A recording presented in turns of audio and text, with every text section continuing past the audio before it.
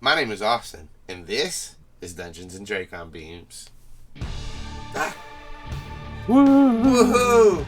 What is up? I'm turned. Look. What the fuck is up, Kyle?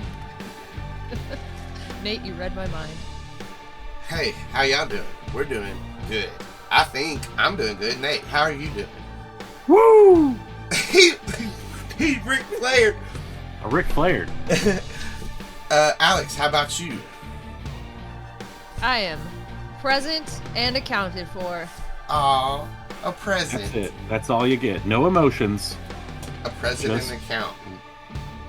I'm a president and an accountant.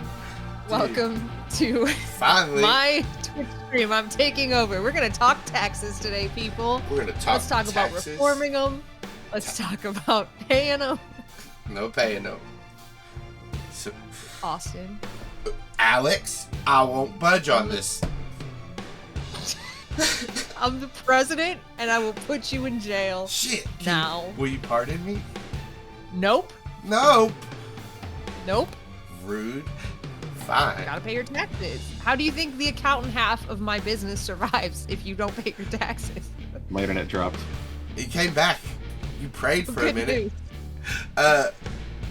Shit. Alex, I lost my train of thought on our bit, so I'm gonna move on. I'm sorry. Okay, good. Tax evasion. I'm not supposed to be reading the chat. Hey, guess what we did? I'll read the chat. Our stream goes. We fucking did it. Thank God. Thank you, God. It's only been like 3 months.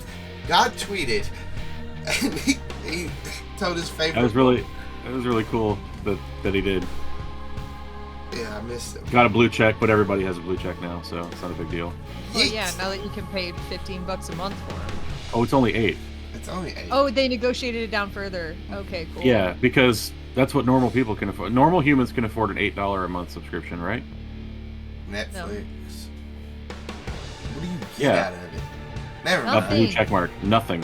Which means nothing now because they've eroded the system of the blue Yeah. check mark. Why would you want a Yeah. blue check mark if it's not, illustrious? It doesn't mean anything. You've done it now, Elon. This is gonna get cut. I'm just gonna tell you guys. Oh, why are they? Oh, they can't hear you. I was gonna say this is gonna get cut like the stream because of the Elon Musk owns the internet. Not like I'm gonna cut it out. Oh, no, he just owns Twitter. Oh, Well, no. I saw you He cut our internet out yesterday. He's couldn't just even rich. get to Mars. How powerful could he possibly be? Well, I don't know. I don't know. He's scared. What else? What do we have anything coming up?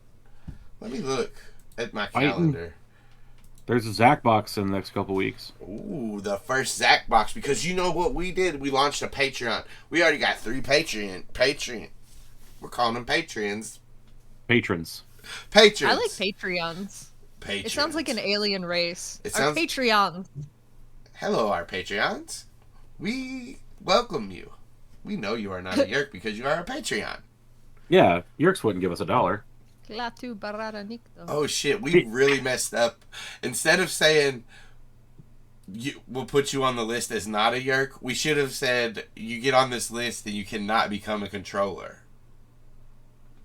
No. All right. Listen, I don't want to part the kimono here, but we do have a Visser as one of our first confirmed non-controllers. Oh, no. so- I didn't realize that. Oh, if you want to see the names, that is one of if you want to see the names, you can go to milkyfriends.com and there's a list of people that you can trust because they're definitely not Yeerks. I'm going to go now. Do it. I'm going. I spelled .com wrong. .com. That's the most critical part. It is. We don't have to wait for me to do this. We can continue. Oh no, we're waiting. Let's everybody sit Okay. quietly while Nate looks up this URL. Let's see. Patreon. Oh, Visser 26. Ooh, not very I think canonically there's not even that many Vissers. Didn't they establish how many Vissers there are in the book Visser? And it doesn't go that high? They did, but I don't remember the number. It is pretty high, though. I think it's Okay. in like the 50s, I want to say, but it's been a minute since I've Sweet read that baby book. Jeff. Sweet baby Jeff. Sweet baby Jeff. See, baby, yeah. And Clancy Grisham. Hmm. Hmm. Ah, hilarious. De- Okay. definitely not joking. But that means we need a new stream goal. Should it be patron subscribers? That could be cool. Let's make it pretty easy too. One. One. Doesn't matter what One. tier. One more. Jeff and Tim don't count. Yeah. Starts now. I gotcha. Neither. Starts now. But yeah, one. Doesn't matter what tier. Did the date freeze again? Doesn't matter how many tears you cry, it still needs to be one more. One more. Thank you for crying all the tears for us. I love you. Be careful. Wear shoes in the house so you don't stump your toe and hurt yourself. I'm looking now to see if we got anything coming up. Yes, we do. Oh yes we do. And there's desperately scrolling Hold on. week by week through November to find. to November. Oh, I was in the wrong one. Oh, on November 28th. Art Corner. We're doing it. Like a Thanksgiving We're gonna one? draw some stuff. I don't know. We don't have a. We don't have a We thing. didn't pick the theme for that one. We have the theme for December, but not November. So pitches. Take a picture. Thanksgiving. Shots. Take a picture. It'll last longer. Yeah. Thanksgiving. Let's see who did that. You draw like a Norman Rockwell style, big turkey dinner with all the humanimals and possum. Believe it or not, that would, given time and doing it traditionally, that would fit into the style that I did throughout college pretty well. Like Really? relatively well-ish. Like, yeah, I could probably pull that one off. We should do it. We should send out humanimals Christmas cards. Whoa. That sounds. Austin liked that so much he went Christopher Walken for a second. Whoa. Wow. I'll remember what this means. This is like D&D notes. I'll remember what that means. Yeah. Monkey scribble. What? Today is the day that we play D&DB. Ah, because D&DB is Bay. Yeah. For Anyone else? Merch idea. It's another merch idea right there. D&DB. Oh, that's the V-Day special. D&DB. Hey, without any further ado, Nate, you have anything else? No, just God help me with my internet. I'm so sorry. Well, we'll figure it out. Alex, All right. anything else? Nada. All right, then. Previously on Dungeons and Dracon Beams. Various alarm clocks blare across Ocean Grove, signaling tired teens everywhere to wake up and get ready for school. As Zac's neighbors' kids file out of their houses and to the bus stop, they pass by the window, unnoticed by Zac, who is fast asleep. At Pacific Towers, Savannah's phone lights up with an alarm, which she uncharacteristically swipes off, but never wakes up.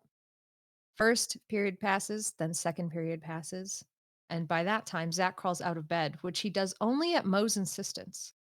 Similarly, across town, Savannah bolts up, realizing it was very late and that Possum needed to be attended to. She jumps out of bed, tosses a jacket over her pajamas before heading outside, disturbing Aximili, who seemed to be dozing, and in no way disturbing Cameron, who is still snoring on the couch. Working the front desk of Pacific Towers, one may see many things, most of them mundane. People going to and from work, packages being delivered, various residents taking their animals on walks. So it was barely remembered when Savannah skidded past the front desk being dragged by Possum. It was hardly noted when she returned holding something in her closed fists, Possum excitedly jumping at her. When a teen boy skateboarded through the lobby and disappeared into the elevator, it was only observed because the sound of wheels on the lobby floor was novel. Then, when a group of teens piled out again, this time there was some scrutiny, but they passed out of the building respectfully, and so they were quickly forgotten. Two ran back in shortly thereafter. Such forgetful creatures, these teens, holding an empty Tupperware. Ah, someone must have forgotten their lunch. It was only minutes later when they exited again. Even with all of that commotion, it was lost on the workers that when they had to answer phones, sign for things, check in guests, and the like. It was lucky indeed that no one questioned them to find out that they were carting cockroaches and flies inside and out. Cameron received a warm welcome from Miko. Miko couldn't have known that every single one of the kids standing before him, awkward and shy except for Cameron, had recorded a fly and cockroach DNA into their own bodies, or that after this moment they were going to melt and crunch and squeeze into those forms and sneak around a hospital to gain intel on alien enemies. All Miko saw was Cameron, a kid he cared about, and some of his friends looking for breakfast. And that was something he could help with them with. He whipped up malasadas and sent them on their way. Every day he was grateful he had a place like this to call his own, and he wasn't an underappreciated Waffle House employee anymore. After scarfing down some food on the walk to the hospital, the humanimals scouted out a location to morph and found a dumpster that would do. They stashed their belongings before squelching and shrinking into four disgusting flies. They zipped and whizzed across the roadway, narrowly avoiding cars before making it to the front of the hospital. One short scouting mission later, they determined they were just going to have to waltz in the front door. A fantastic plan. Had the hospital not had a blast of air to prevent flies from coming in this very scenario. No security system is perfect, though, so even though one of them almost got squished by a man, the flies got through. The security guard at the front desk lazily waves his hand at the fly that's buzzing around his screen. A nurse coming in for her shift enjoys her own private little moment of freedom as she heelies down the hallway, oblivious to the flies streaking overhead. A nurse prepped for surgery laser focuses on how he's going to help save this young man's body from a horrible chest wound, and he couldn't swat at the flies if he wanted to, being scrubbed up for surgery. No one notices that a small swarm has descended upon the surgery wing of the hospital. Certainly not Evan, who is getting his legs x rayed to see how the bone is healing. And definitely not the controllers locked away in one room of the hospital discussing how the plan was going extraordinarily well for them. Hork-Bajir stood at attention out in the open as a military man discusses how they were going to bring in infested people into this ward and how it was all happening ahead of schedule. Zac sounds the alarm, and everyone scrambles to find a secluded room to morph in. The controllers move down the hallway discussing the plan, but not far behind are three teens and an Andalite, bulking, shifting, growing, and becoming dangerous. They're about to get the surprise they hope to avoid bandits. And that's where we are now. As always, Alex, amazing. Hell yeah. So, somewhere in Ocean Grove, in the suburbs, nice house, tree house in the backyard. Inside, there's a cockatoo who's escaped from his cage. He flutters over to a radio, and with one of his toey talons, pokes a button, and some rock music starts playing. And he starts bobbing to it, because he can feel the energy that is coming, and everybody's going to go ahead and roll initiative. Okay. All right, as ourselves, what's up? As the animal that you are. Okie dokie. Oh, I rolled the wrong one then. But it was a crit 20, so I want to keep it. You can keep the roll. Just add kombucha's dex to it. So it's a 22 instead of a 23. All right, I got you. And I got you too, Alex. Can you all control your tokens? Make sure that for me real quick. Just try to move them over a space. Are you showing us? Oh yeah, that's right. Other than Ocean Grove. No, I don't have you on the right map. That's my fault, and I'm sorry for it. Hang on. A-okay. I am not feeling very innity anyways. So as I move you all to the hospital, where is it? Oh, you mean the hotel for the sick people? The hotel for sick people. As I move you there, let's go to the battle screen. What's going Oh on? no. Alex, will you move? Will you like zoom out on your battle screen real quick and Oh zoom back in? yeah. Sorry, my bad. What is bad. this? What's what? Hang on. Looks like something's wrong with the stream. Oh no. Oh, I see what it is. I can take care of that. That's my fault. Boom. Boom. I can't see the map at all. There it goes. Okay. All right. I'm scared. I can Yeah. move my. I can move my little. I can move my big boy. Yeah. Okay, so as you guys get ready to do whatever you're gonna do, Aximili is peeking out of. He's kind of up against the door where people can't see him. He's kind of using one of his stalk eyes to peek out. 2 humans have just entered the room at the very end of this hall. Just letting you know where other civilians are.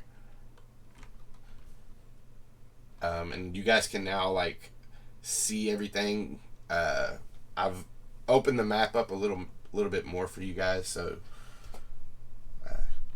every place that you guys have kind of been, you can see now. Let me see if I have anything else. All right, so before we start the battle, I'll just let you guys know, as you came in, you'd have seen cameras as you have been exploring this area. Just for the map, you can see the cameras on screen here.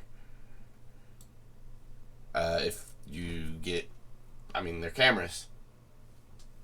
Just putting it out there. With that being said, Kombucha, Zac is up first. I actually want to delay my turn until somebody passes, and I'm going to just say, like, we all need to head towards the like the northeast corner. That's where they were heading last, and I'm not going to charge in until you guys are with me, because they were heading up this hallway, right? Mm-hmm. Okay. Just want to make sure I got the direction correct. All right, so yeah, basically you're holding your move and attack, or move and move until they get up there with you. All right. So I've already wrote. You all can't see the names of the NPCs on the turn order, right? Nope. All right. So I've already went and wrote a bunch of enemies and NPCs stuff. I'm gonna just scroll through them until you got. They don't have any reason to act any other way right now. So next up is Max. Aximili, and he'll look back over his shoulder with one of his stalk eyes, and he has a hand on the doorknob. Are we ready? Yeah, go. He waits for a second. What are you waiting for, dude? Stalk eye turns to Savannah. I think we're ready to start tracking them down the hallway, but Cameron, you should probably use your superior sense of smell to lead us. Okay. Max opens the door, and waits a second, and you see Cameron push his body through the doorway. Aximili, do you think it would benefit us to slice down the cameras as we move throughout this space? It would not be hard. Perhaps we should do that until we are not able to do it anymore. Yes, and he'll follow out right behind Cameron. So Cameron will get here and make a perception check, and right as he does, Aximili comes behind and swings his tail and go ahead and slices that camera.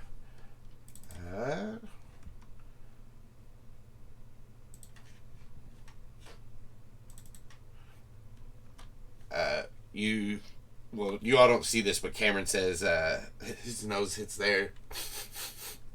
I think I have a scent that there's a lot in here, but I at least have the general direction. And he'll take the rest of his movement to get here. Max will come behind him.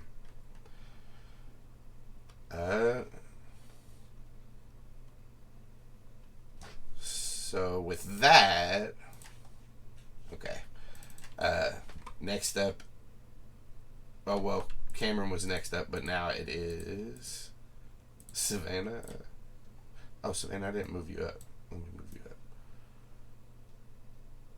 You're up, Savannah. Okie dokie. I am following them at this point. Let me use my... Sorry, I'm doing one of those things where, like, you know where the lines are different than the lines and you're not sure how much movement you have, but I'll assume that I can probably follow them pretty close. Yeah, they double moved. Okay. I'm going to double move with them because there's no other action I want to take right now. So I will be following behind them. Not that I'm trying to be stealthy because I am a rhino, but I am taking up the rear right now because I can't. Now, you are too big to go through the door. Oh, I'll take it out. Yeah, so just make a strength check. You just don't crit one.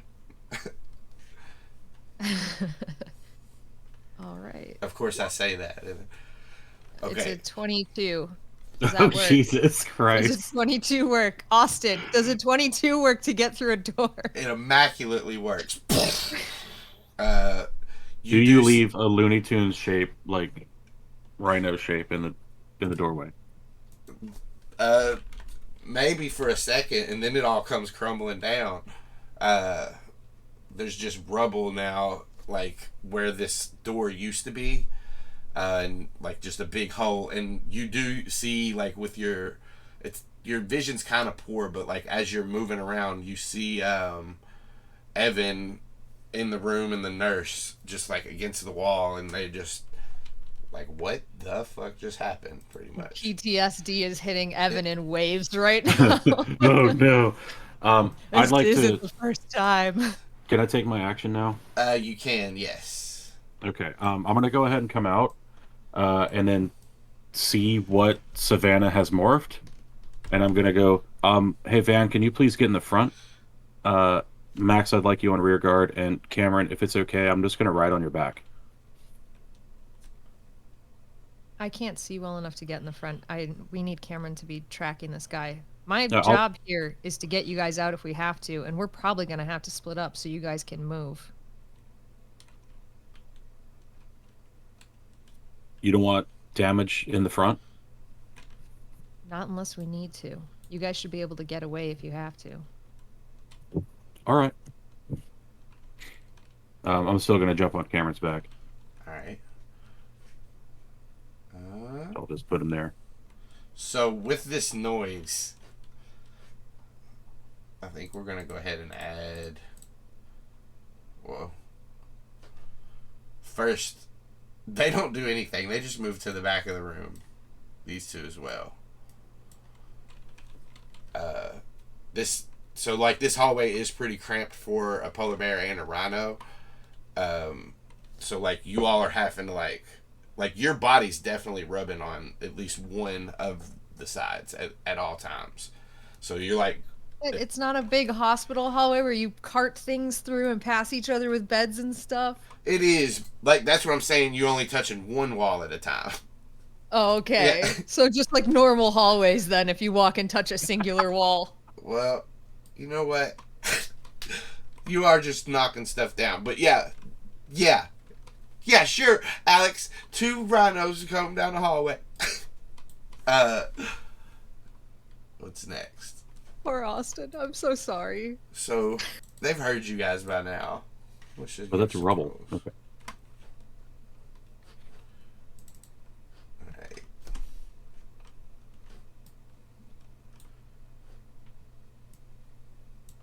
Is he on here yet? No, he isn't.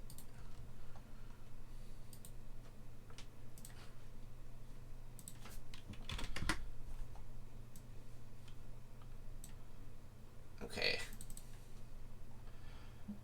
Now we're at the top of the round.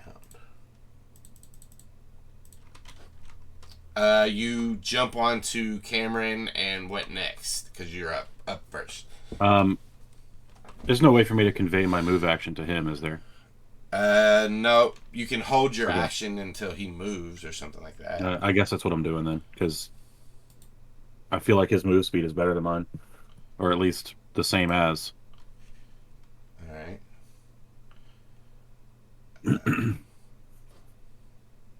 Next up, this guy starts to come around this corner.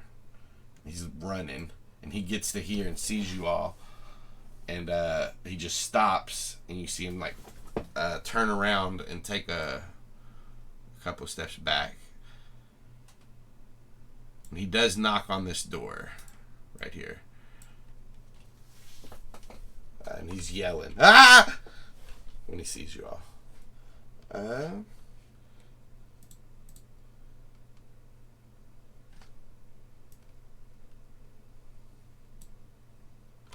Okay. Next up is Max. He will move here, cut this camera, and lean up against like the side of the wall. Try to smush his body against it so everybody can move past him. Oh no! Did I freeze? Fuck. Just your video, we can hear you. Okay. Now you're unfrozen. This door opens, and everybody but Savannah can see through the crack. The Hork-Bajir with a green sash, like, looks out, and this man is like, the Andalites, they're here. And now is when your all surprise round starts for everybody else. So what that means is everybody has the surprise condition except this guy and maybe somebody you can't see. But during the surprise condition, they can't take actions, reactions. They pretty much can't do anything until the end of their turn. So you guys, this starts your all's turn as basically a free thing. All right. I have an action ready if I get to go. All right. So it does still go in initiative, and like after, yeah, you do have your action readied, but you're waiting for Cameron to move, right? Yeah, that was my condition. Yeah. So I'm just going like by the order you guys can see. One of the Hork-Bajir's turn is over. He's no longer surprised. Another person's turn's over. They're no longer surprised. Same thing. The Rhino's up. All right. So, and we're this is a little weird just because everybody's there. I'm assuming we're all moving towards this thing. You're all pretty much moving at the same time. So if you want to go past people, you can. Right, because we're all moving together. It's just I have to say a thing first because of the rules of the game we are playing. Yep. I'm charging into that room and whatever might be behind that door. This one? Door wall. Listen, my vision isn't fantastic. I'm charging towards the door. Where that may not be a door. Okay. Yeah, I'll take that down and whatever's behind it. All right, so you want to fight? Well, Nate, you want to fight? What's your movement? I do. Great. What's my movement? It is 40 feet. Okay, so yeah, you have enough to hit this wall. You can charge forward and hit it. As you charge forward, Cameron like leans up against the same wall axis, like this big bear form, and like Zac is like climbed up on top of him, one foot on Aximili's head, the other on Cameron's shoulder, just getting out of the way for this rhino. Oh, okay. Yeah, the hope was that this wouldn't be the start of what we're doing, but yet here we are. We've made it. Okay, so that's not important, I think, to what we're doing, but now we know what it says. Okay, yeah, so do what? I mean, that works. Yeah, so like you don't even, you're gonna hit, and you're gonna do enough damage with that to knock it down. So just make me a strength check, I guess. Great. That is a 16. This wall just boom as the rhino hits it, and rubble just flies in everywhere. And as like the smoke begins to clear as everybody's moving past or moving towards it, you all can see in this room again.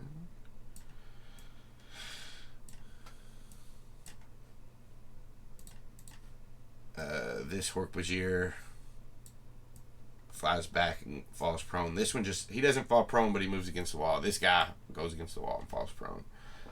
And Savannah, you're here now.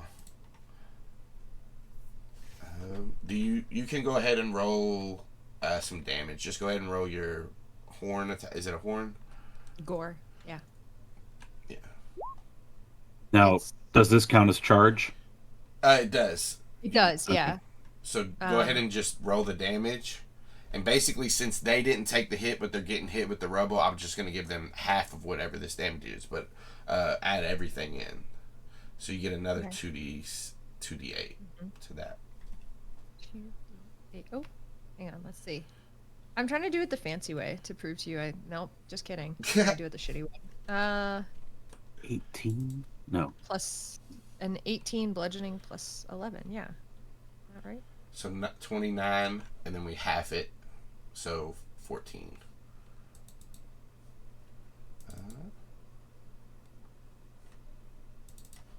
Okay. 14 wall damage. What's the wall's hit points? Did I do it? Oh, you did it. You did it. Same with this guy. Oh, this guy, as he flies back, he smacks his head against the wall, and you just see him slump down to the ground. Which guy? The human? Oh, nice. Yeah. Next up is Cameron.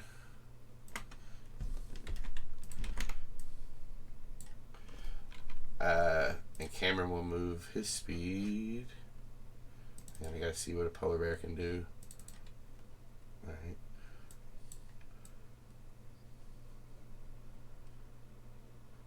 He gets to here with his speed.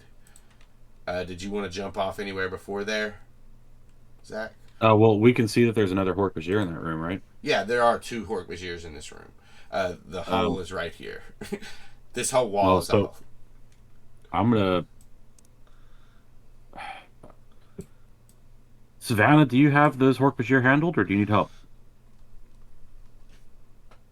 Well, I have them knocked down, so up to you. I can continue to handle these, no problem. Was hoping really not to do this. I'm just gonna jump off as we pass the hole and try to get into the room. Okay. So, oops. There we go. Let's say, can I say I landed here? Yep. All right, and I'm just gonna take a running, flying leap at this guy up against the wall. Okay. And try to stone cold.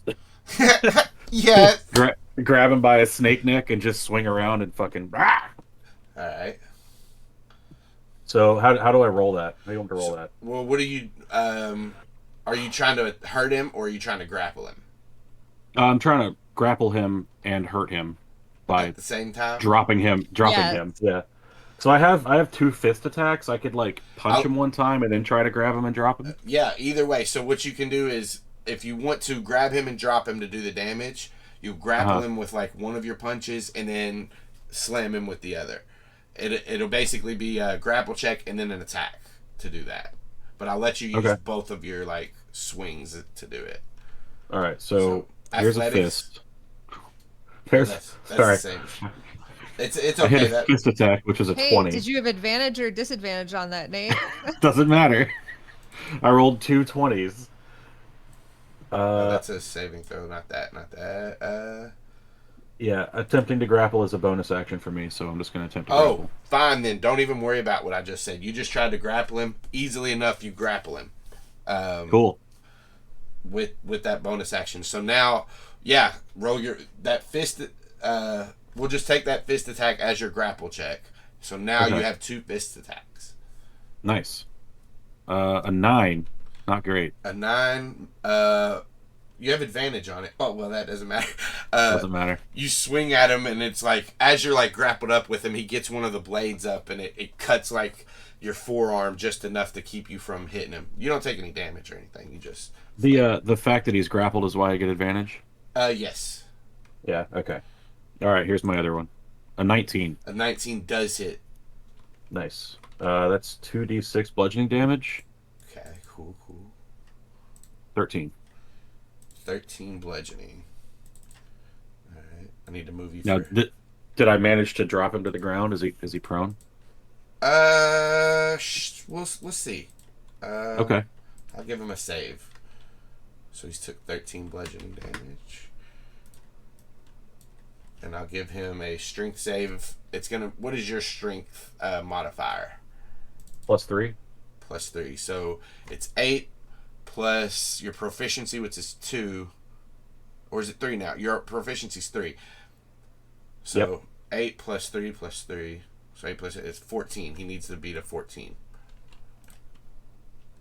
So you don't, as you like try to slam him down, he manages to like rake one of his elbow blades into the wall and keep himself up.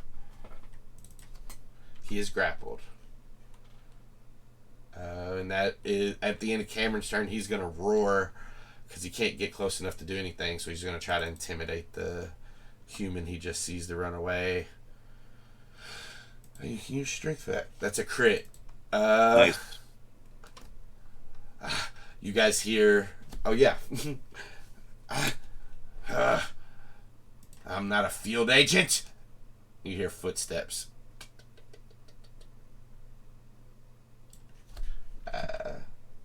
Which one is this? You do hear him yell into one of these doors over here. Finish the infestation. And then footsteps.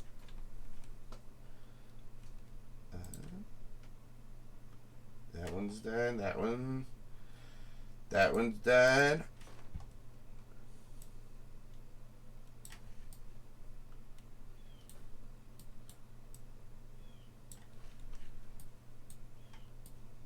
That guy's done, but when he's done, something else happens.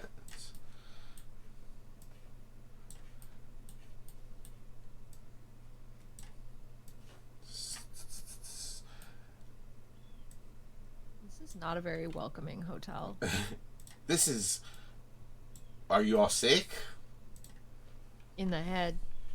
In the head.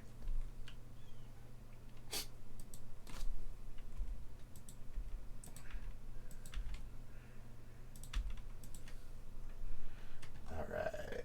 That's my new stream goal. Make Austin sing the Cranberries every episode. Okay. So with that, that was your held action. Your turn is back up. Wait. Me? Yeah. Wait, did you go? Yeah, Savannah, you went, and then he went. Cameron went after you, and that's when his turn went. Now it's back to top of the round. Yeah. Trust. All your right. turn. So I got a dead Hork-Bajir in front of me, or is he still alive? He's still alive. He's just on the ground, prone. Looks pretty. Well, let's see if we can change that. Everybody's surprise condition's gone now That's fine. because we went to the top of the round. I'm just gonna double punch.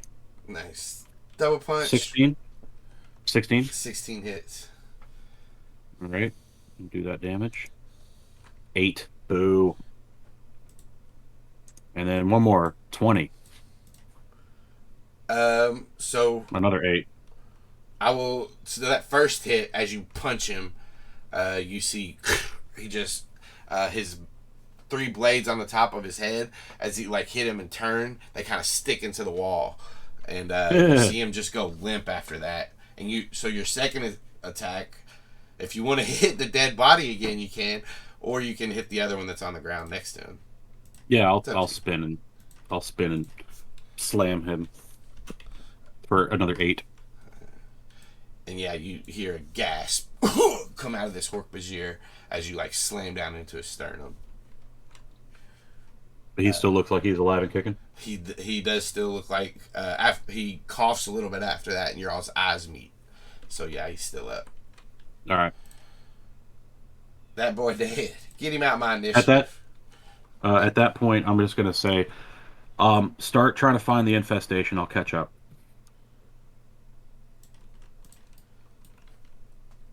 All right. You see the polar bear's nose go in the air, Savannah. Next up is this one that you have on the ground next to you, Zach. Yep. He you see his green sash hang down as he pushes himself up off the ground. That'll be half his movement, and then Is there an attack of opportunity for me when he's standing for prone? not from standing for prone, only when moving Okay. out of it. Okay. And he's gonna swing one of his claws at you. All right. An 11 Missed. hit. Nope. I got a 12. You easily knock that away, but he swings again. Oh no. Oh no, bro. So that'll be low damage, 9 piercing, as one of his claws kind of sticks into your deltoid of your arm, but then his tail swings around for your ribs. That's an 8 to hit. Yeah, it missed. No. It just hits the wall. It hits his fallen brother next to him. Gross. Yeah, it is. I agree. But his fallen brother isn't really fallen. He's still stuck on the wall. Right. He's like thumbtacked. He's a thumbtacked brother. This is thumbtack brother. Okay. This is my That's thumbtack great. brother. A statement that's never been used in the history. It has I think it. Hulk Hogan said it once. He was like, "Give me a thumbtack, brother." Here, you see Aximili's tail blade strike the camera. And he catches up the camera. And he steps over this dead body. Is he dead? The guy that hit the wall? Yeah, he gone. Oh no. Yeah. That's okay. He's just sleeping. He's just sleeping, maybe. Don't worry about I it, forget Savannah. we He's have just to- taking a little nap. I'm sorry, Savannah. Sometimes shit happens when you bust down some walls, man. She probably can't even see that. No, she might step on him on her way by. She might. Yay, PTSD for children. You guys can roll a perception check to do with hearing with disadvantage. Is that me? You too? Everybody, yeah. Everybody? Okay, I'm just gonna roll Zach's because I don't have one for kombucha. Cool. Nice! It's a 2. Makes sense. You're in the middle of this scramble with this. Yeah, I'm slugging it out with a green sash, so.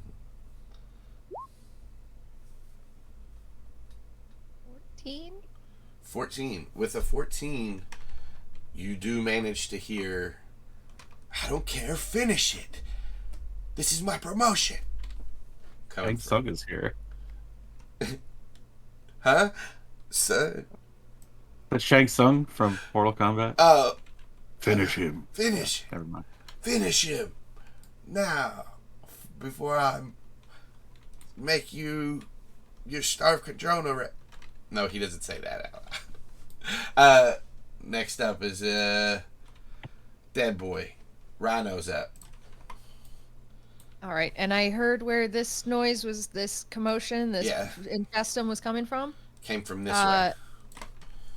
I'm charging that way. Let me use my grid snaps. I should be able to get there So- if we kind of cheat the corner. What are you wanting here? Can't shoot the corner. It's part Okay. of it. So 10 That's feet that okay, way. that's- 10 feet that way. Well, that might be the Yeah. same anyway.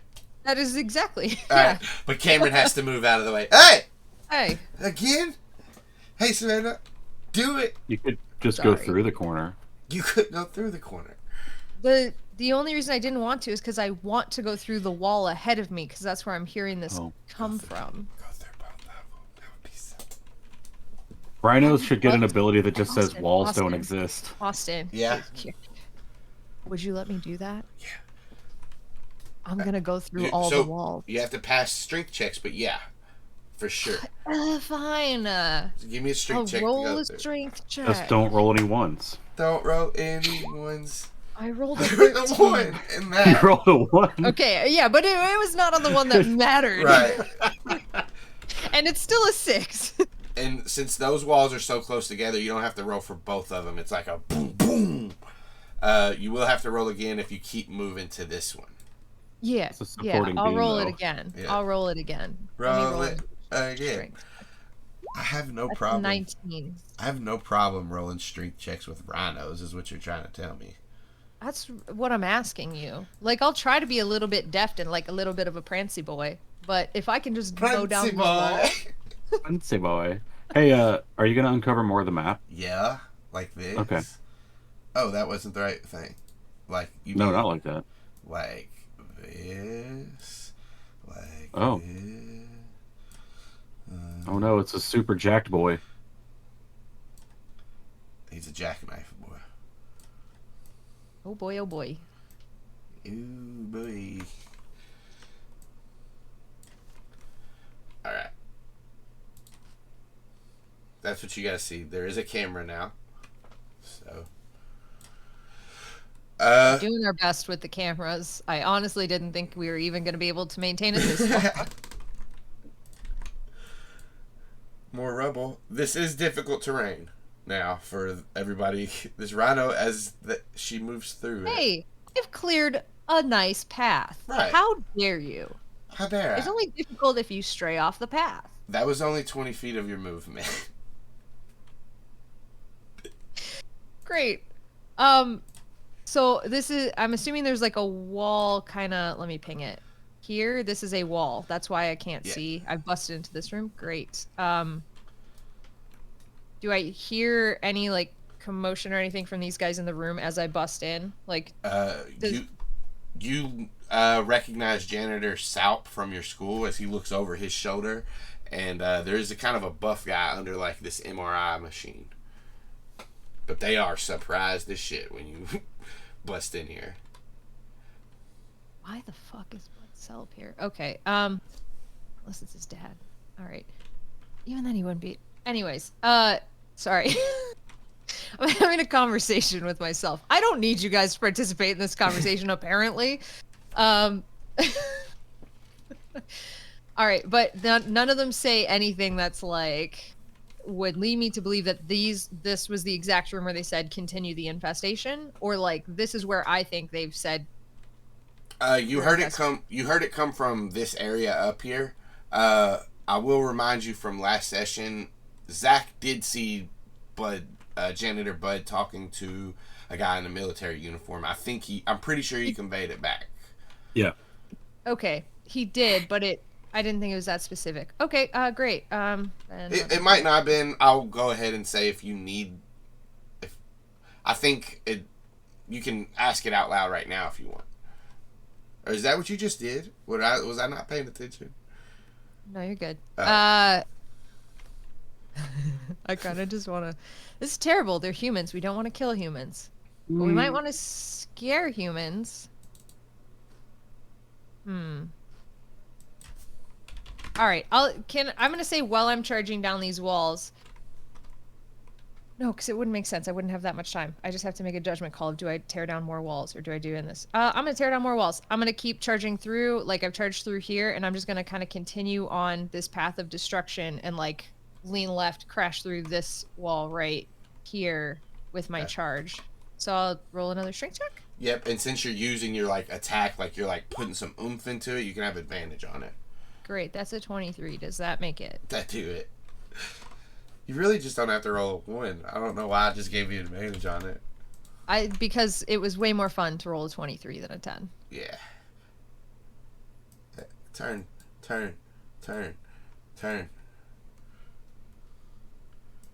You're yelling at me to turn? No. Like, turn! Come on, Rhino, turn! Nope, I'm yelling at my rubble. Barney Rubble? I'm also yelling at your rubble. Son of a shit. Whoa. Language. Sorry. I'll be better in the future. Nah. Nothing in sight as you break down this room. But do you get to move your person up? Your token up? Great. Walls mean nothing to me, so, Hey, Austin. Yeah? Oh, you got more movement. Can I get through that second wall? Fuck it. Yeah, this one you roll, because that's your 20 more feet. Yeah, go ahead. I'm just picturing the people in this room. They're like, oh no, we've been cut. Where's it going? Like, oops. Great. I've opened up some space on this map. Mm-hmm. Mm-hmm. Gonna be so much room for activities. Listen, I'm tired of running into Cameron. I took what he said to heart. I listened to Cameron's words and he said, Thanks. "What?" Anytime. Okay, so now what does Cameron do? Go get Bud's help. I told him to find the infestation. Hopefully he goes and does that. He gets right here. Why is he behind? All that rubble is hanging from the ceiling. There's a lower tier rubbled Cameron. Come A here. sub to Cameron. No, never mind. I guess he'll get here, and he doesn't necessarily know this is the infestation. He knows. I guess if he knows the same information you know, he'll just. I guess he'll do an intimidation check again because he can't get up there and attack him. He can't do anything to it. Yeah. Pretty fucking high again. They all are gonna. No, you know what? They get a chance. Ooh. Oh, that's last one doesn't count. Yeah, because he's knocked out, right? Oh, no, I see. Damn, Bud Salp is brave. Well, his Yeerk is brave. His Yeerk is Yeah. brave. I will say, just for this, that Not brave enough. they all failed. They're gonna for this turn. We'll say that they are frozen like in place, so basically stunned until the end of their next turn. Evan. Let's see.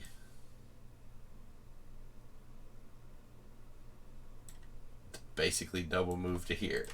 He's in a wheelchair. Yeah, he is. But he's being very trepidatious. Is that the right word? He's on giant wheels. He should be able to go faster.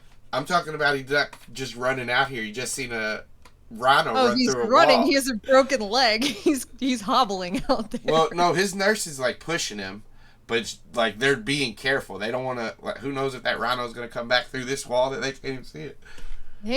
Listen, this was the real reason Savannah couldn't go moose in the hospital. Is because if Evan saw the moose in the hospital, think about like just the break he would have gone through just now. Oh no.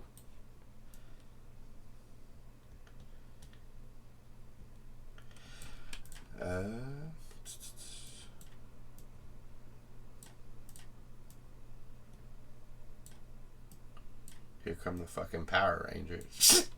Yeah, I see that. I don't know. I don't know why I made that joke on my own self. I know, I mean, it is. Look at the colors. I know. Who's this guy? Oh yeah, he already moved. This guy's gonna take off down that way. She's gonna hide in the corner. What a stunning jacket that man has. Which Right. The one that's running down the hall. is it? Beerfer? It's a burfer. Kombucha. Hell yeah.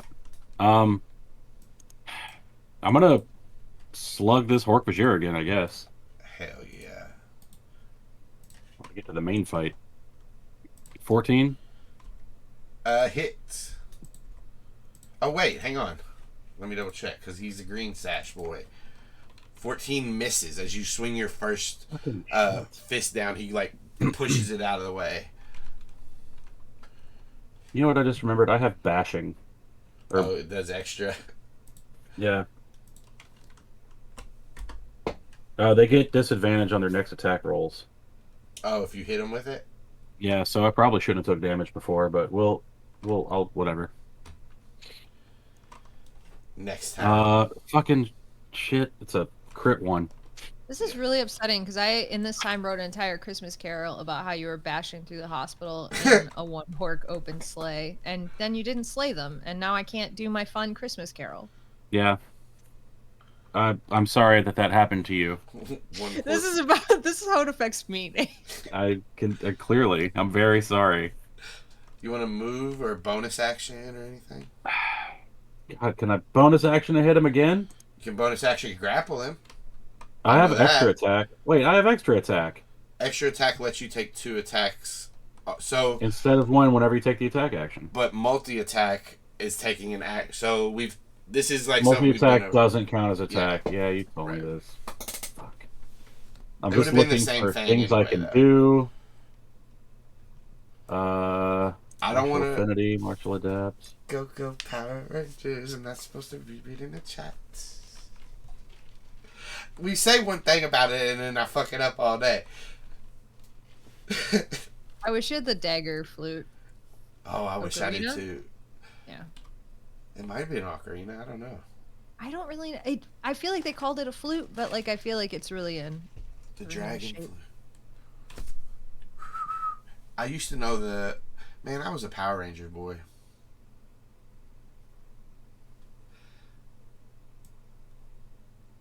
Nate froze again. I'm gonna assume.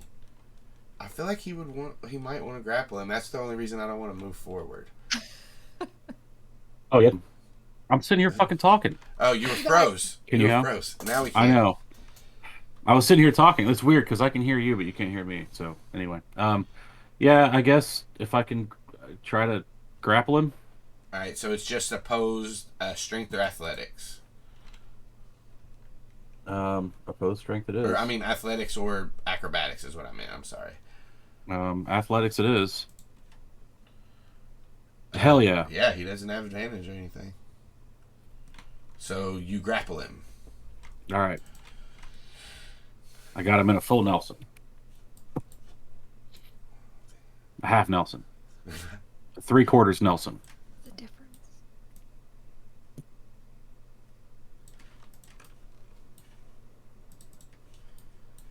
Next up is Green Sash Hork-Bajir. Now, I'm sorry, because at the start of each of its turns, the Hork-Bajir deals this much damage, piercing damage to any creature grappling it. Fuck you, Austin. I did kind of lure you in there, I feel like, and I'm sorry for that. I will admit it. Kind A of. little bit. How much damage did I take before? I forget. Because I didn't write it down. Wasn't too much because he crit 1 on his damage, I think. I got 9. It was 9. Okay. And then 3 more piercing at the start of his turn. Okay. So as you're how do you have him grappled? Half Nelson. Like I'm behind you. Yeah, Yeah. that's right. You did say it. So as his blades up, he has disadvantage on this, but he's going to try to sling his wrist blade at you. Get a crit 1. Hit yourself. Yes! He did crit 1. And he hit himself. He hit himself. Yes! Since you called that. Yes! You fucking idiot. He tries to come around and hit you in the head, but Cuts you his own move fucking right head up. off. Cuts his own fucking head off. Just like Jarhami. Did Jarhami do that? He's dead. He split his head open to show. Yeah. Yeah. Whew. Kills himself. Damn. Fucking All right, ruthless. Cool. Has an Animorph ever made Hork-Bajir kill himself? Stop killing yourself. Stop killing yourself. Rachel did stab one with another one's head, though. Hell yeah. As a human, she wasn't even morphed. I want to give you inspiration for calling that, and I want to give Alex inspiration for making the stop killing yourself joke. You know what? Fuck it. Stop killing yourself. You guys Stop killing yourself. You guys have inspiration. I don't care if I don't do it, and I'm doing it now. Max up. Oh, that camera's already dead. He moves this way. Sees really that wish camera, I could move. Sees that camera, makes a decision to not go down there and slice it. So that's. I really need to move these two. I gotta teach him to give the finger. What? He has a lot of. Because you know, he'd have to do it like here, yeah. 5, 10, 15, 20, 25, 30, 35, 40. He can't get up there and attack either. Get out of Cameron's butt. Damn it. There's too many things here. I'm glad you guys can see Alex's screen and not mine. I'll just say he moves up the rest of the way, so at least he can do something next round, maybe. Andalite! There's your confirmation. Oh, are these Yeerks? You saw this. We're all very surprised. We knew Bud Salp was. We just didn't know about anybody else. Oh, no, I was kidding. Oh, sorry. I'm not surprised. My bad, yo. Bud Salp is stunned in fear of this polar bear that just a rhinoceros running through, and then a polar bear's coming right behind it and yelling at him. He did yell at him, yes. That's get off my initiative, dead work Bazier. Rhinoceros stuff. Savannahceros. Savannahceros. I just realized I fucked up. Okay. Let's see. Circus. You want me to start making fun of carnies again? Is that a multi-time event?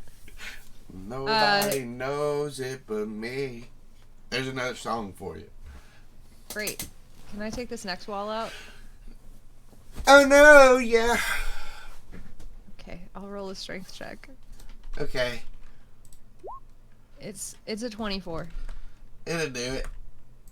Oh, that's good. That's good. That's I'm good. happy. You want to see some more stuff? Yeah, please. For sure. I can do that.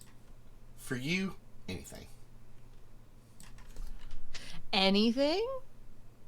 Nah, I'll take it back. There's another wall, but I don't even think you can stop. I think you have to hit this wall. I don't think Yeah. Alright. Listen, I measured out the distance. And? I do have to, like, I would technically stop right before this wall, but, like, horn touching it. Give me a strength check with disadvantage. Just because your horn's just shh as you're stopping. You might not be stopping. 16. And I'm fine with not stopping. Well, you stop right, except, like, your horn hits it, and, like, it just makes, like, a hole, like, your horn sized, and then parts of the wall crumble down beside it. And I'll open up this for you.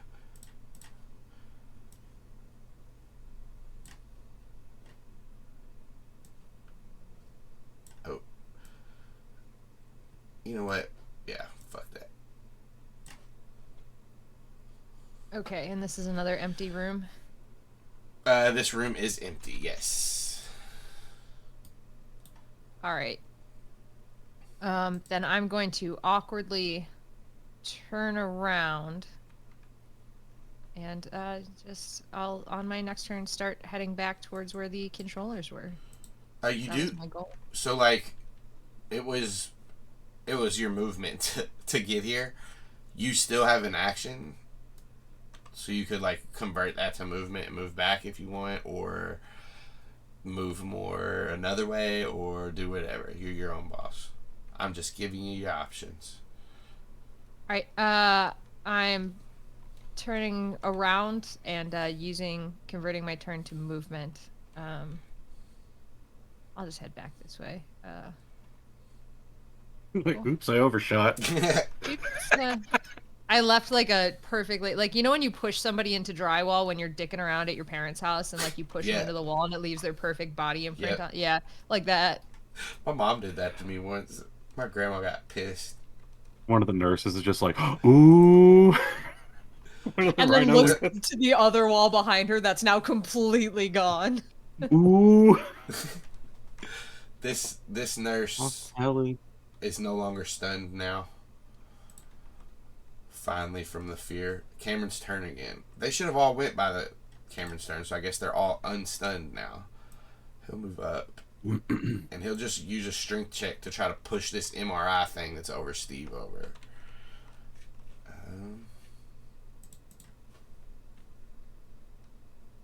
Because you all did say don't kill humans, right? Try not to. Not recently. This thing starts to... he may have disrupted whatever this is. Who knows? Who knows? Not me. Definitely not me. Evan and his nurse. Get off of that. No. No. No. Austin's having a breakdown. I am, man. You guys all move together. You run. Alright, who's up next? Every... The Power Rangers? The Power Rangers are up next. Jason and Tommy and Billy. Tina? Trini. Rena. Trini. And Amy. Amy Johnson is Kimberly's real name. Kimberly, yeah, thank you. I thought Kim at first, and I was like, that's not right.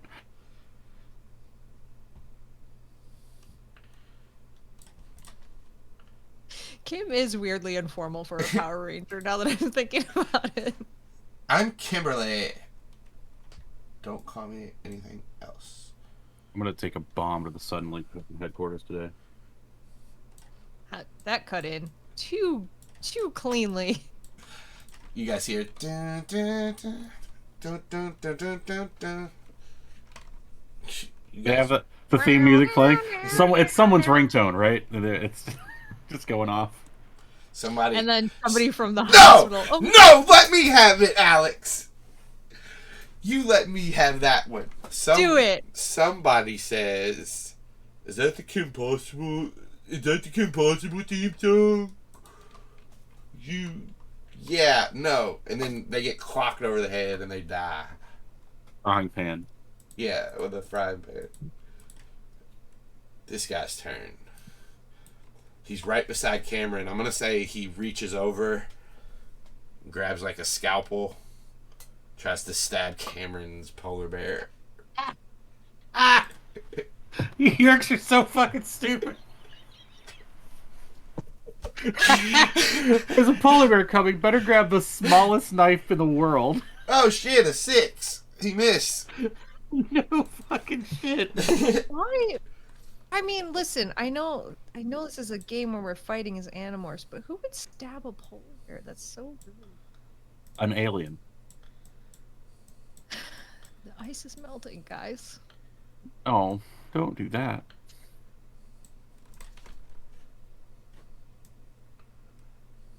Hey, it's one of them lizards. One of them lizard fucks. I love everything you're doing right now, Austin. What? What'd I do?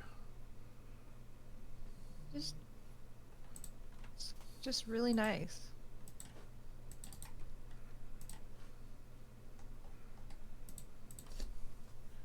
I want my turn. I want it that way. Oh, I thought you were gonna do I Want Candy. Sorry. In your head.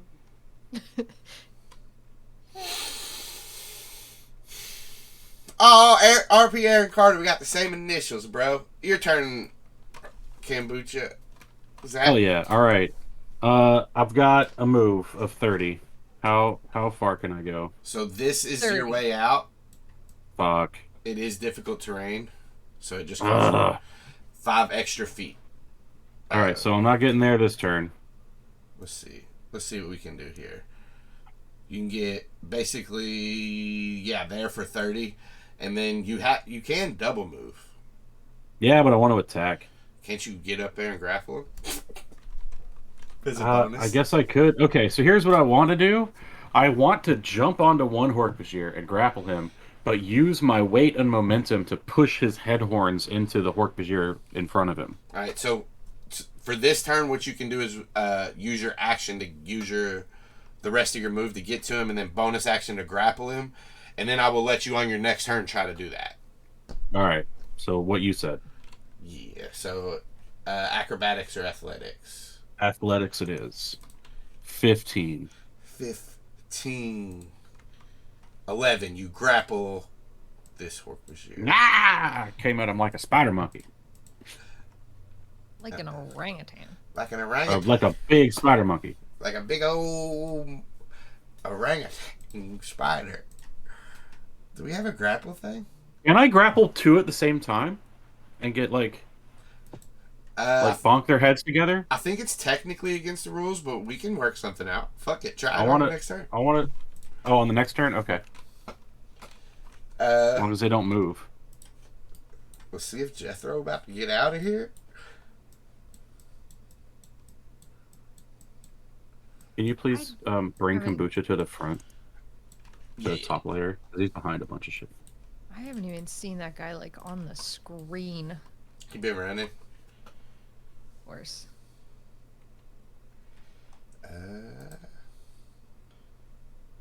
That guy dead. Get off my initiative if you're dead. Axe will, or Max, I mean, will see this woman right here holding a jar, and just uses action to try to disarm her.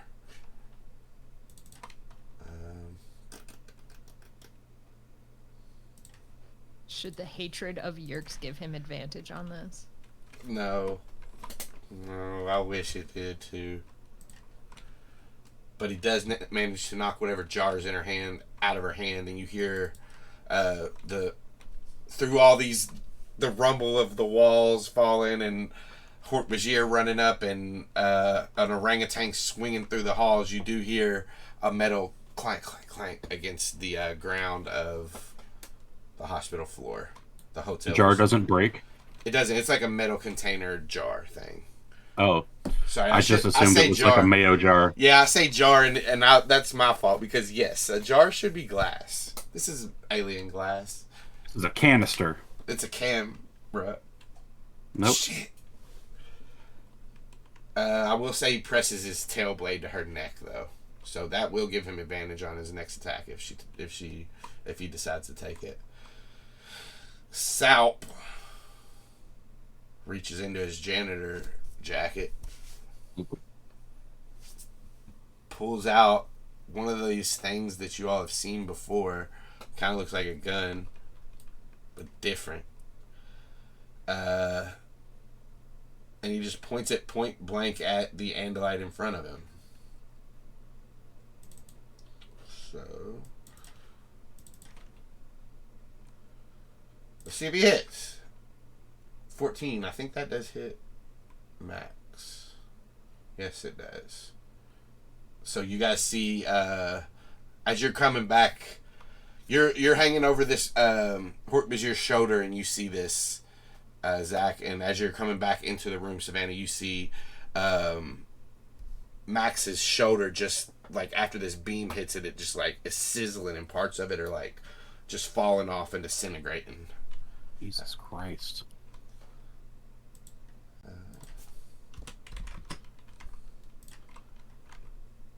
We'll put some rubble down as it blows a hole in this wall right here.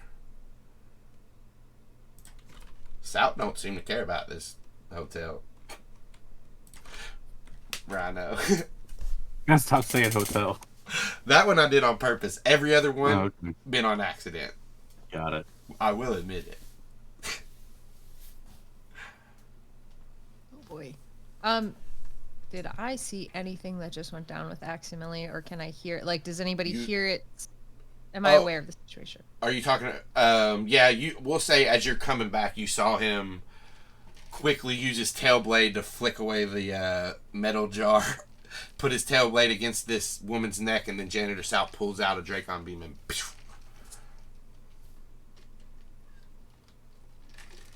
Okay. Then give me one moment here. 25. It's much closer. Have the rules that we've been playing by being that using my movement twice, because my attack is part of my movement, that I can do that? Or will that 5 feet be out of reach if I use my gore attack? So if using your gore is an action, so you can't double move into it. How I've kind of been doing it is, if you're running through the walls, you don't have to worry about attacking or anything. If you want to do something like if you want to just run into this pile and like just disrupt it, if that's what you're trying to do, I'll let you do that and use your gore, but it would be like, they'll probably do the half damage thing, as you're not like concentrating a hit on them. It's just them, you hitting something and then flying back or something like that. Okay. Then yeah, I'm absolutely going to use my movement to double charge right through the middle of here. And as I'm coming through, I'm going to be saying, Aximili, start morphing. Like, I don't know how much damage he's taken. All I know is I just saw his arm disintegrate off his body, and I have been shot before with the Dracon Beams. So yeah. I know it's a lot. It hurts, and it's a lot. That's all I'm going to know. So, yeah, I'll use my movement to... Well, hang on one moment. Yeah, I'm charging right through the middle of this thing. All and right. then knocking what Cameron did. The rest of the way. The line is right on Salp. Okay. So you're like through Salp on Yeah. and hit. So what I'm gonna do is you make your yeah, go ahead. One more question. I have forgotten to use this. I do actually have Bruiser, so if I hit them and it does any bludgeoning damage, they should take disadvantage, but it's not an attack, so that's up to you. Okay. Obviously. Everything's up to you, really. Well, what I was going to say is you can go ahead and make your gore attack on Salp and run through, and we'll do something on the next turn as you hit, if you want to do that. Yeah. It's a 19. And you moved more than 20 feet. Would you have advantage? I want you to get advantage. Do you have advantage? You don't. Sorry, you can't have advantage. Even if I wanted That's you. okay. I have 19. Hit. So go ahead and roll all that damage. And this will be on Salp. And we'll make something cool happen next turn. Oh, no. 18 plus 10 bludgeoning. Well, the 10 bludgeoning is for your crit. But is that it? Are those D8s? I don't know. So yeah. We'll just say that's your charge damage. It counted in your crit, basically, for the damage. So, but that's what you were supposed to roll. I don't know how to unwind it. It doesn't. During what we can It's talk fine. about. Yeah. I think. I mean, how do you kill Bud Salp? Oh no. I don't know what you think 28 bludgeoning damage was going to do to a human, but... Listen, to be fair... Yeah, it was a gut reaction. Yeah, no, she's not trying to do anything fancy. She's charging right through the middle. She saw Axe get hit or heard Axe. However she took in that Axe was just hit with the Dracon Beam. She's just charging through. Mental image of a guy going... Die, Andalite! Pah! Just getting creamed by a bus. Oh, shit. Oh, damn, you got his janitor badge just hanging off of your horn. Oh, no. I don't like... I had zero intention of killing people coming in here. And yet your body count is 2. My body count is 2.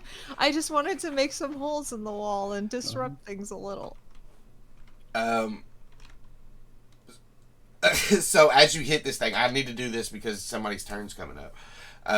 They'll make strength checks to not, I guess, fall prone and back. I full on body checked them. Yeah. Oh yeah.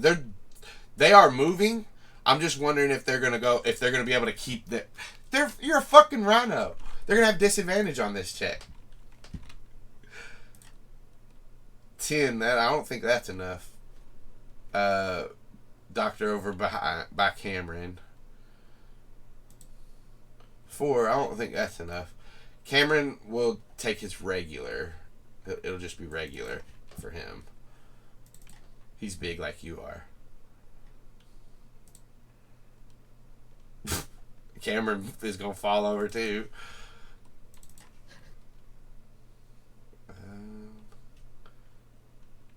And Max is gonna fall over as well. And we'll say they each take like a D6 as like you and the MRI machine falls all the way over. Fucking Steve is hurt. He's just got out of surgery. Oh no. But he's got to have like 100 HP, as jacked as he is. Dude, that's when he's raging, bro. He looks like the human version of Bebop and Rocksteady. He doesn't fall down. He doesn't get back up. He doesn't fall down because he's already prone. Oh yeah, He his just disadvantage. he skips like a stone across the hospital floor. This sucks, man, having to move all these tokens around to do this. I'm going to say Oh, Steve does fall bummer. to the ground, and he is now bleeding out because he was already unconscious, just stabilized. So you see as Steve Cram falls to the ground, his chest is back open. Give me a perception check with disadvantage because everything's going Rhino? on. Yeah, and you're a rhino. Okay, I'm going to use a... Okay. It's a 9. Yep, nothing. Nothing what? You don't see nothing. Cameron uses his movement to stand up. Hey, are we killing them? And he cocks a paw back to hit this guy on the ground beside him. No.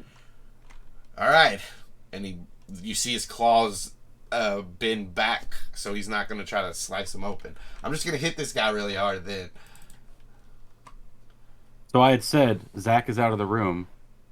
Can I see what's going on? Oh yeah, sorry, I didn't hear you. But yeah, these He walls. dropped off. Hang on. Oh He shit, totally dropped off. he's back. You back? He back. I'm losing my mind, y'all. You can see in the rooms. The walls are torn out. The walls are gone. Listen, we're doing an open concept design on the hotel for sick people. You see Cameron as he swings down. He's going full force and he slows just at the end and just kind of like wrist slaps this doctor on the ground or this nurse on the ground right here, knocks him out. He's unconscious. Okay. I don't know what to put for unconscious. I'll just put this and X. I know X means dead. Oh well. You need a yellow X. I wish. Oh, we can upload tokens. We should do that. Yellow X. All right, Evan, get this shit out of here, bro. What are you fucking even doing? And your friend.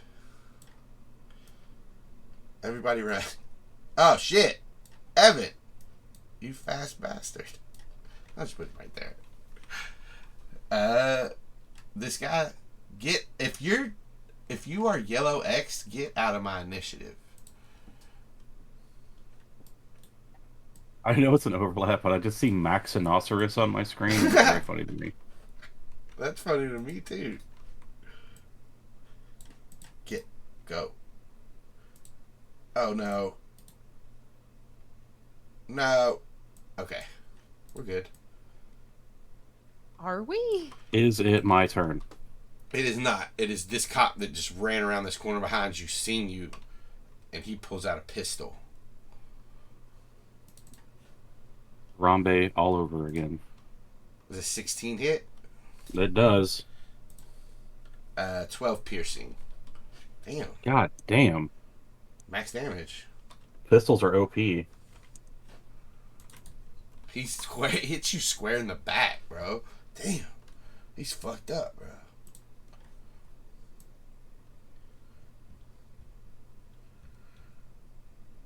You see another person behind him. And more coming.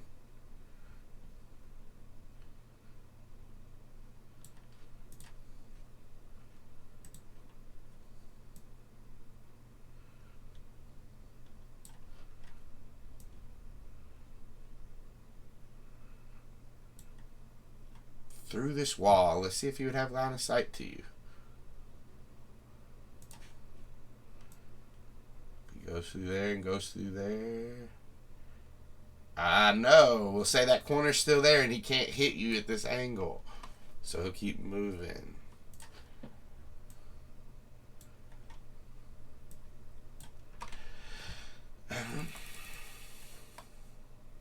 This guy sees you on his friend's back, Zac.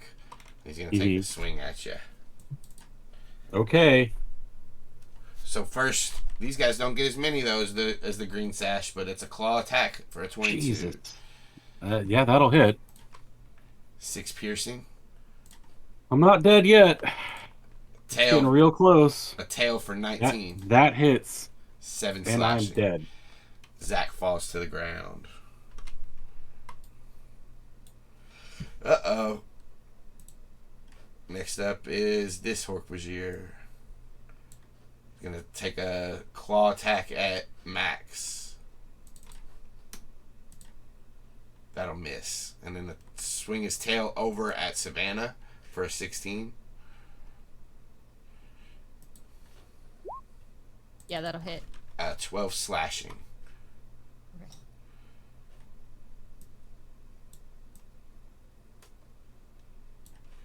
And this one will do kind of the same, but first he'll take a claw attack at Savannah. 12 to hit. Yeah, 12 hits. For 5 piercing, and then a tail attack against Cameron. Oh, well, 7 misses. You said for 5 damage? 5 piercing, if that makes any difference. Alright. Zac, as you fall to the ground and your consciousness slips from you, go ahead and make me a death save. He's frozen at the exact right time. Oh no. Well, we can come back. If he rolls a 20, I'll let him take his turn right then. That guy's out. Hearing you, but seeing Zac fall, as he starts to move. D20? D20, yes. Let's go 20. 10. Alright. 10 is success, so you do not take a failure. Is it? Yeah, I know that like you're supposed to roll the top half is good and the bottom half, but they say 10 to 20 is or 10 to 19 is a success. Okay. Half his movement to stand up. Who's? To get here. Max. Oh man, I thought you were talking about me. I'm like, what? He will take an opportunity attack by one of the Hork-Bajir. And that'll hit.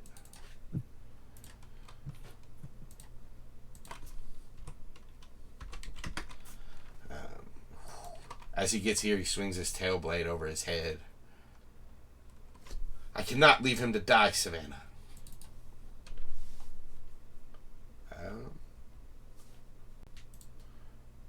Damn. As he staggers over, he swings his tail blade and misses the first his first swing at the Hork-Bajir, but then his second also misses, and he wrenches in pain as you see like his arm fall a little bit more limp. Uh-oh. Get out of my initiative, Bud Salp. You are so dead, boy. Rhino. Alright. I have, when unhindered by walls, 40 feet of movement. So I'm literally just bowling pins trying to scatter them at this point. I am not trying to hit anybody. I'm not trying to kill anybody. I just want these people who are now all gathered around where Axe and Zac are and this Hork-Bajir. I want them to get out of the way so that we can make a quick exit with Zac at this point. So I will say, I'm going to do that. I'm going to literally just start like moving this way, trying to scatter them. And I'll say to Aximili, nope, good call, get him. And I'll get us out of here. And that'll be to Cameron as well, so he kind of gets in on what my thoughts are. Okay. So for that, I'll let you like kind of push him out of the way as you run, but you got to make a strength check against each one. Okay. So first the Hork-Bajir as you're, and Aximili moves out of your way easily. 21. And I'll call it athletics if they have it. So that one will say he falls to the right, or falls down as you push him out of the way. And next up is these controllers, so 18, 7, the next one. 24.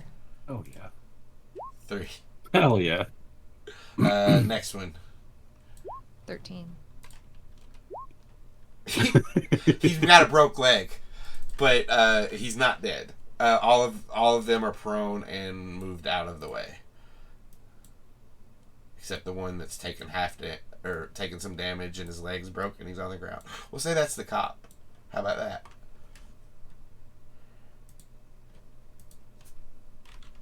Okay.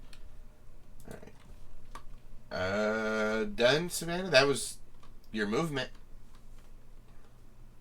Yep, that was my movement. I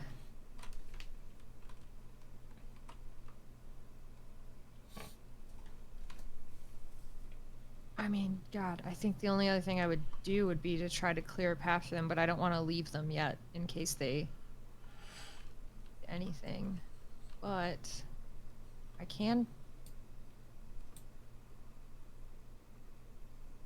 charge as an attack at that Hork-Bajir. He's on the ground too, so you would have advantage to hit him. I need to be 20 feet away to use the charge, so I couldn't. Well, you have to move 20 feet towards him. Mm-hmm. And, like, your movement, the way you did it, you could have gotten the extra 5 feet to do it. Like, that is one of those things where you're like, you got to count it out and do all that. But you could have did that. You can do it if you want. All right. You said I could do it if I want. Mm-hmm. Who am I to argue? So it's that, and then I think technically it's the gore at the end of it. Is that right? Yeah. Okay. 19. Hits. Let's go ahead and deal that damage. You can just hit attack twice. I think it'll roll it twice. Oh. And you just -5 off of it. Oh, sorry. Now I hit it. I got 2 rambunctious with hitting it. So we'll say the 13 plus 10 because you have to -5 from it. So 23. I mean, he gone.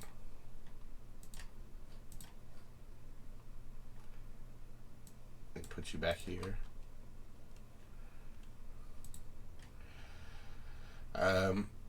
This nurse that's on the ground, as she scrambles and stands up, she grabs the Dracon beam off of Janitor Bud and looks and sees that the. Are you sure that it's intact?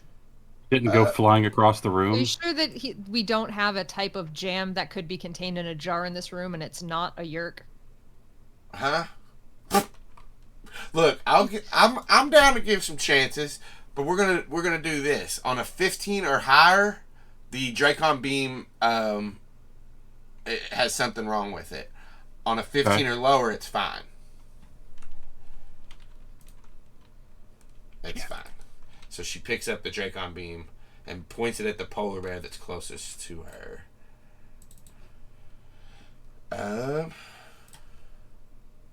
And 5 misses, so it goes wide and poof. It's that Hork-Bajir instead. Nope. Damn. Just makes another hole in this wall.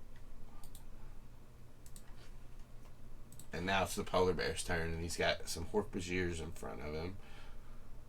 What's this one mean? Oh, he ain't grappled anymore. But he'll get a swing at him. Swings his claw. Hits. 12. What is your hit point? Okay. And then he'll try to bite him. 14 hits this one. He's not a green sash. And Cameron mauls this fucking guy. He'll move here. Standing between this Hork-Bajir and Axe. Or Max. Call him what you want. Evan, get the... What are you doing? Heelys? He's in a wheelchair. Yeah, but the Healy nurse is with him now. Oh, they got to be going so fast. Oh my god! Like they must have like 100 feet of movement. They're out. Are they drifting? They're drifting around hospital corners like Initial D. Like X Games mode. Evan's out. Deja vu. Like the bobsled team. Feel the rhythm. 2 shots at the rhino. That's not it. First shot, 16 to hit the rhino.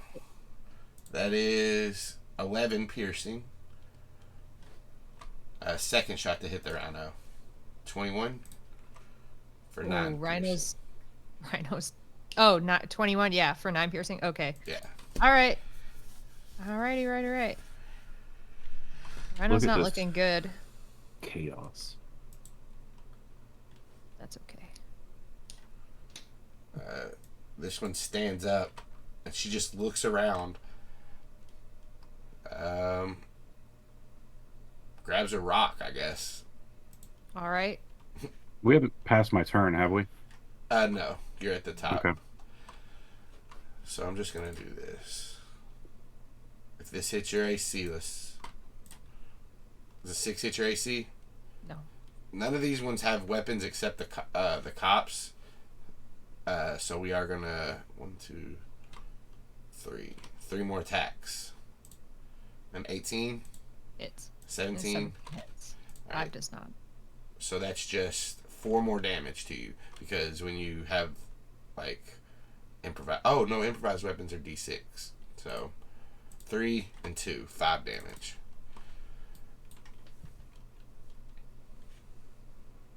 And that's them. The cop.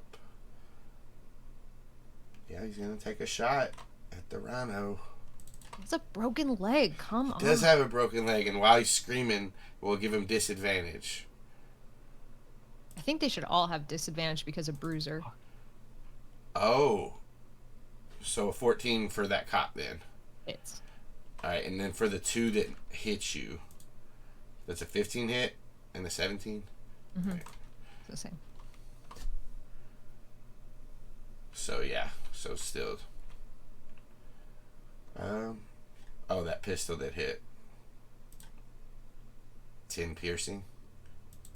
Yep, and that burns through my last hit points and my reserve. So, Alright. Savannah down. That's 2 yellows. Alright. Oh shit! Well, this is a fun DPK. game. We had a good time. All the PCs are down. It's just up to the NPCs at this point. That guy's dead. Get out of my initiative. That guy's dead. Get. And then Steve comes in from the back. Steve, who's pissed the fuck off that they tried to. We have inspiration. Can we use that for a success? I don't think so. You can use it to re-roll. Okay. I'll hold on to that then. 16 damage to this Hork-Bajir. You'd love to see it. And fuck it, take him out. A bite. 11 misses. Cameron stands over the bodies of his friends. This Hork-Bajir. Come on, Cameron. Jeez. Take a swing at Axe. Or Max. 9 misses. A tail at Cameron. 18 hits. Fuck.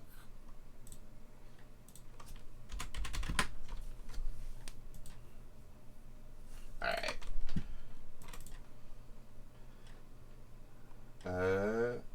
Get out of my initiative. Kombucha. Make me a death save. I'm going to re-roll. I'm using my initiative. I mean, my inspiration. There we go. 19. That's another good one. 2 successes. And I got to go a whole nother fucking turn order before I can roll again. Axe will drop down on 2 of his front legs and try to grab this wound that's on your neck and just close it and try to like hold it. And he's gonna make a medicine check. He's a 15 or higher. Hey. You are stabilized, Zac. Does that mean I'm conscious? That does not mean you're conscious. It means you can't you're not bleeding out and dying, so you don't have to make death saves. How do I become conscious? You need to get healed or roll a 20 on a death save, but you're not making. Or somebody can try to revive you. Savannah is the rhinoceros. Roll a death save. That's a failure unless you want to use your inspiration. You don't have to. You should. You're muted. It's a 15. Alright. That is a success. This woman with the Dracon Beam takes a shot at Max again.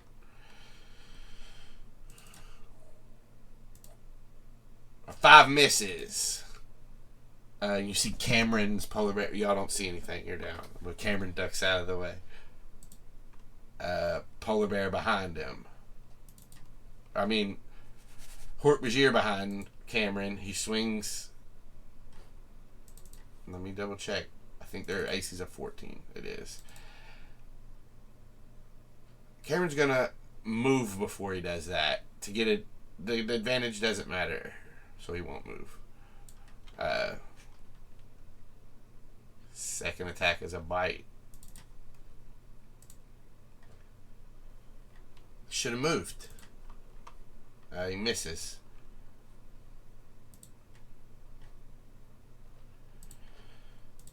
Cop shoots at Cameron. 21 hits. 11 piercing. Oh. We are all gonna die once again because of a gun. Rock. Misses. Rock. Misses. Rock. Misses. Rock. Misses!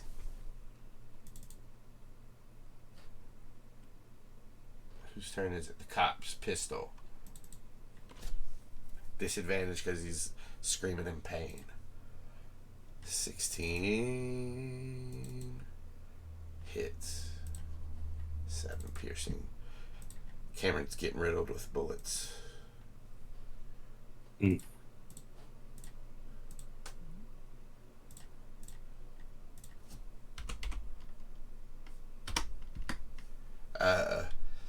Demorph! Savannah, Zac, demorph! Does that revive me? Nope. This Hork-Bajir is going to take a claw at Max, and that'll hit.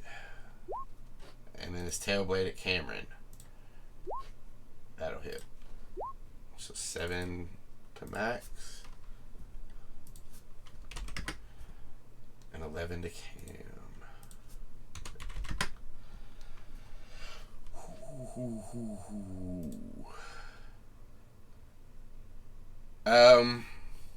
I'll let you go ahead and roll a d20. If you roll a 20, you get up, but you're not bleeding out.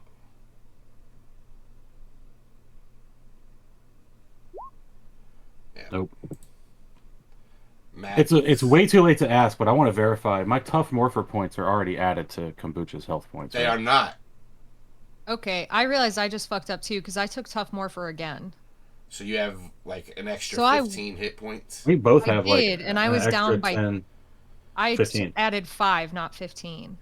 Okay. I didn't add any. I thought they were I already in realized there. I was How stupid. many times Tough Morpher do you have, Savannah? 2. So you should have an extra 15, which gives you an extra 10. Zac, how many do you have? 2. So same thing. Well, did you add any of yours in, Zac? No, So I thought it was already on the sheet. Y'all have 15 temporary hit points, and I'm going to get back to you in a second. As you hear this in your head, Savannah, you feel like the vigor, like you feel it build up in you, and you find an extra reserve. Make these your regular hit points and not temp because you've already used your temp. Does that make sense? They're just regular hit points. That's all you have to know. Max swings his tail blade at this Hork-Bajir in front of him. Fucking miss. Second attack. Hit. Get the fuck out of here. Get off my initiative if you're dead. You are up, Savannah, but you are prone, so it's going to take half your movement to stand. Okay.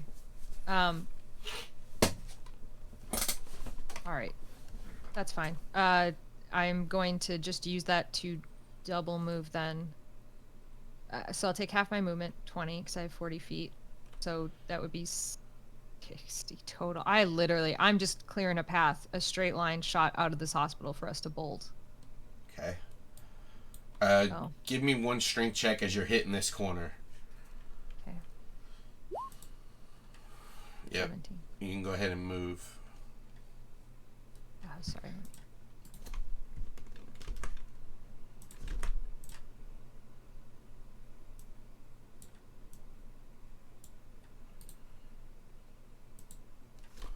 All right. Are Jason and Tommy just standing there? We'll say you knock him against the wall and he'll be prone again. Great, he can take disadvantage. Or you didn't deal damage to him?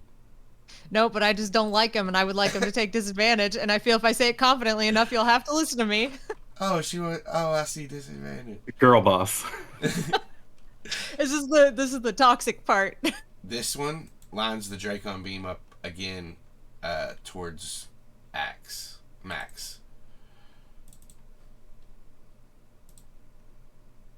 A 12 just hits him.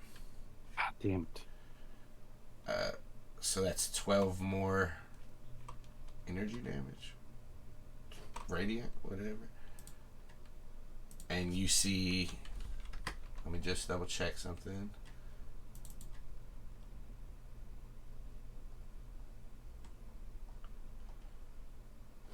You see, as this Dracon Beam hits his tail blade, like a chunk of his tail blade comes off, and he just screams in pain and falls over to the ground, unconscious.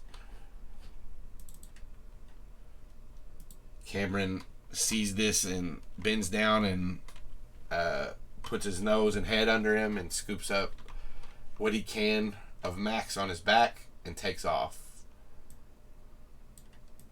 So that would be his action to do that.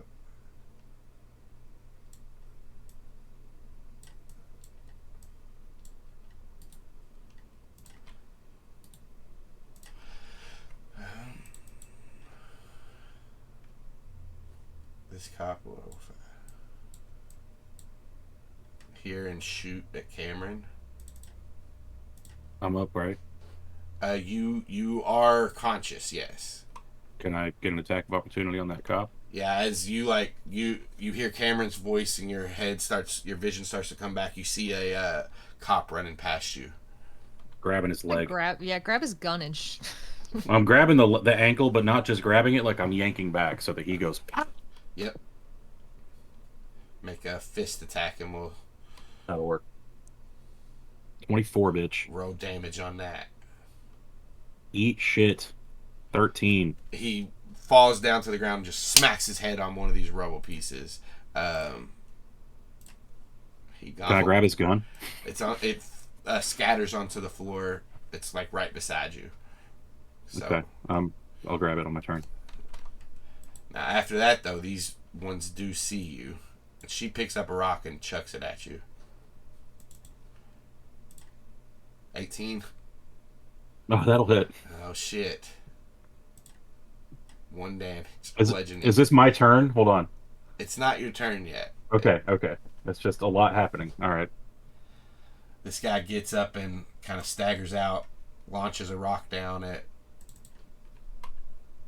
Cameron. Misses. Same with Tommy, the Green Ranger. He crit 20s. Fucking Jesus. And a Dragon Zord for shows up. 7 damage.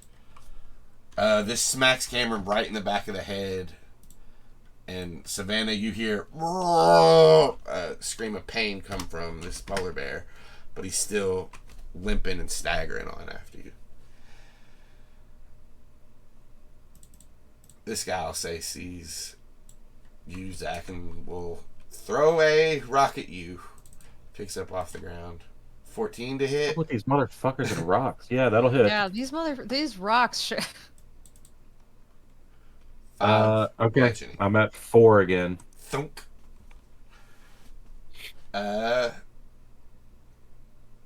Get off my initiative. Orangutan. Zac, you're up. I'm using Inspiring Resolve. Through sheer will, here, I'll put it in the chat. Read it for I'll put it. Read it for the boys, though. Yeah. I'm just trying to get in there. Through sheer will, you grant yourself and your allies might and endurance. Each creature of your choice within 30 feet of you. When you use this feat, God, I hope they're not. They're not. They're too far away. I'm gonna run, and then I'm gonna do it. I'm gonna catch up. I would be careful because as you run past, this guy may get an opportunity attack on you. Can I attack him first? I just want to hit him in the head and then keep going. Well, or will I interrupt my move? Is it an action to use your Inspiring Resolve? Yeah. So you. But hold on. You can attack twice instead of once whenever you take the attack action. Shit.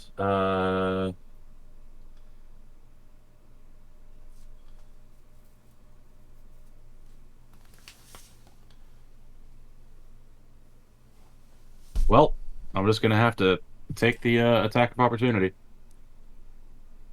I'll catch up with Cameron. All right, let's see if he hits.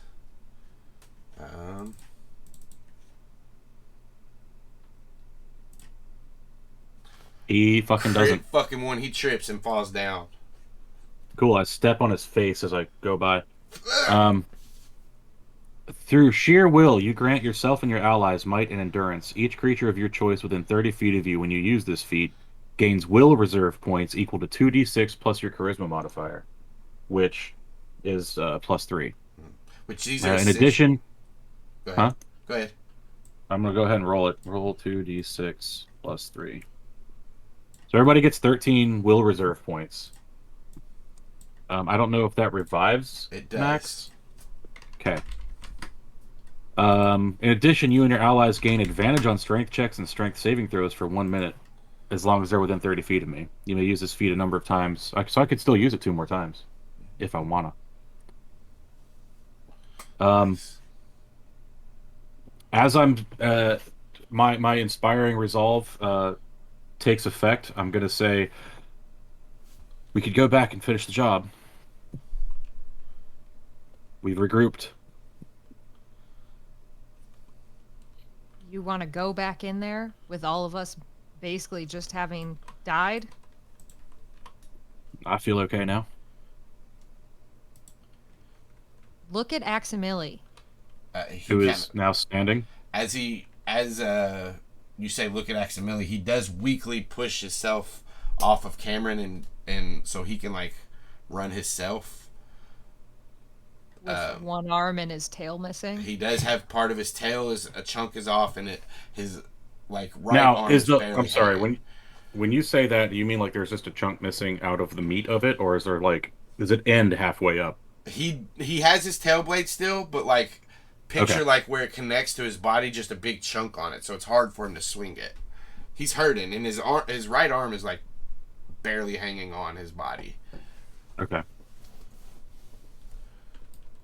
No, we should we need to get out of here. Teamorph. Max will hold the rest of his movement to see where everybody else goes, but he's gonna kind of like stall right here as he waits for everybody to catch up. Savannah. Max, kill those cameras. Oh yeah. You see his tail blade move slower than it normally does as he hits this camera, but he does manage to cut the lens off of it. All right, let me see. Did anybody actually pick up the Yeerk? Nope. You all didn't see the Yeerk. The canister. Oh yeah. So if I crash through here, I can do it with my movement, but I'm going through walls, so I have 40 feet of movement, and then... I need 3 strength checks, pretty much, because there's basically 3 walls in between. Okay. 18, 16, 12, 11, 10. Sorry. I'll go ahead and reveal this room, because you basically break into that wall, too. Yeah.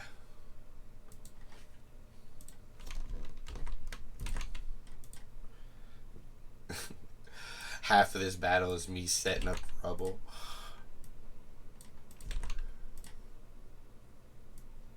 Rhinoceros's best spell is create rubble.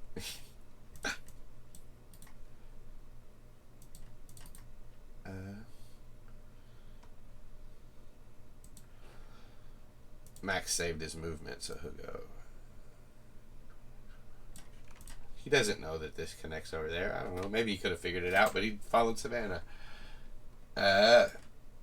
This one points her Dracon Beam down the hall. Oh, I didn't say it on my turn, but I did say that I was going to. So did I grab that dude's pistol? Yeah. Okay. Sure. You see this woman as you look over your shoulder. As you and Cameron are still in her view, she's going to take a shot at you with the Dracon Beam. Okay. An 18. That'll hit. 14 Okay. is...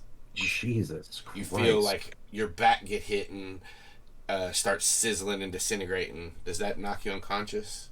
Not yet. Not quite. Oh, nice. That inspiring resolve saved me by 3 hit points. Nice. It does hit you. And Cameron looks back and he's about to start taking off. I'll let you grab onto him if you want to ride with him. Yeah, I do. I'd really like to point the gun back and just shoot above their heads. You can on your turn. I was just if you want to use your reaction to grab Cameron and yeah, with him. I need to just grab a hunk of bear meat. 30. We'll say he gets here at the end of his movement. I did take out that corner, so. Oh, this corner right here? Yes, I did. Okay.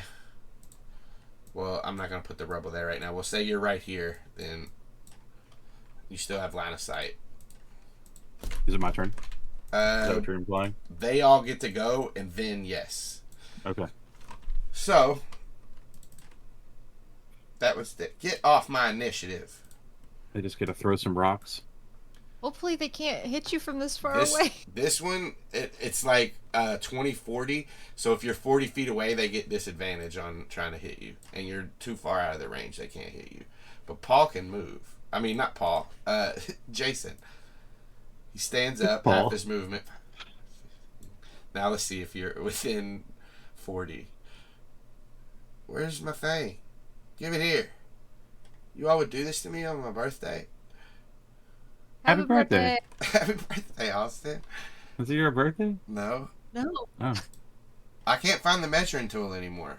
Oh, well, that's because I hit it because I don't want you to fucking shoot me. It's still too far. Too far. He sprints. And then he can't do anything, right? Because he double moved. 5, 10, 15, 20, 25, 30. Is he close enough? Nope. Do you know that for...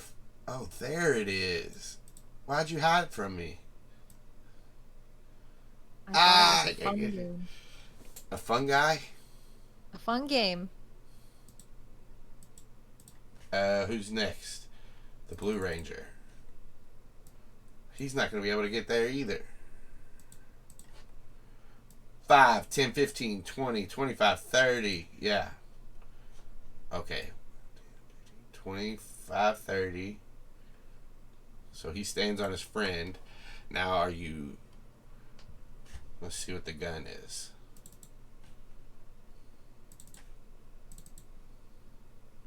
$51.50. So he's going to shoot with disadvantage at you. Who has a gun? The other cop. Cops. Oh, he's so far back. 2 cops and a Dracon Beam. Okay. He does can have shoot from there? disadvantage. 16 to hit. That hits. Oh, 5 piercing. I'm dead. And you're hanging on the back of Cameron, and he feels you kind of go limp and slide on the ground. God damn it. So sick of dying. That's my new rock song. I don't know. It's my new R&B song. Kombucha, Zac, as you slide across the ground, make me a death save.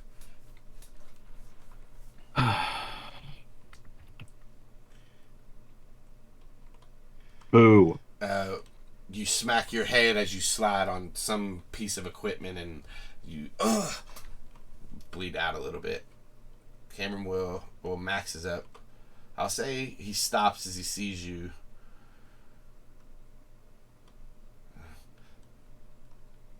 I will try to stop the bleeding again. I will not leave him. You fucking pop back up with 1 hit point. As he stops the bleeding and you hear in your head, Zac, push on. Yeah.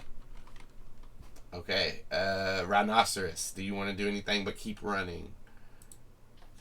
Yeah, I'm not running. I'm waiting right by here because I can hear like what's going on, and I want to see that everybody gets out. So like I've stopped kind of right after crashing through this last door, and I'm just kind of like blinking in the sunlight. But when I hear that, like thought speak, everything going down, I'll say that I could probably figure out that it's Zac that just went down and came back up. So I'm immediately just going to be like, Zac, demorph. Not inside. Start now. And like if Cameron can grab him, that's I think what Savannah's thinking is she'll just be like, Cameron, grab him, drag him out here. Zac, we'll try to cover you and we'll run. Got it. Zach's not gonna, but he appreciates the gesture. So, this woman gets right here. Now let's see. She needs to be within 60. Oh, goddamn people. She needs to be within 60. Now, how far did Cameron drag me? Well, it's not his turn yet. He drug you to here. That's 60 feet. So she can take a shot with the Dracon Beam. No, she can only do it at 40 feet. So she can't shoot. She does double move. Thank God.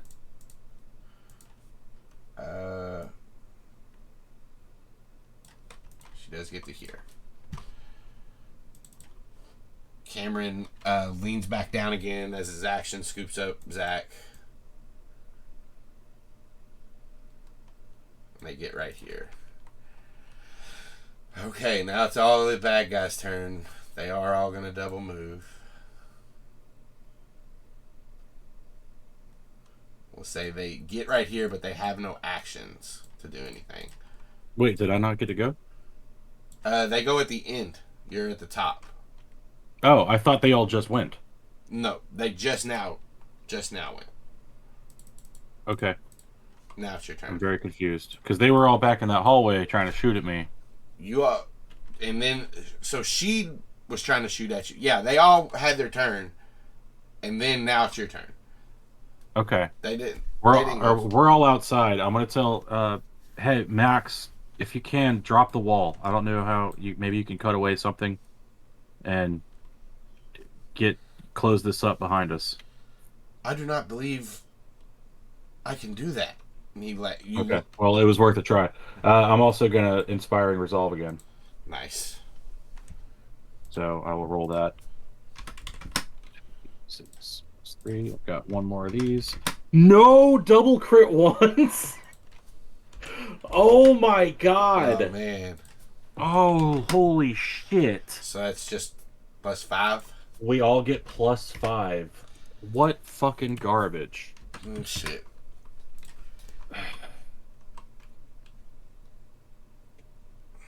Incredible.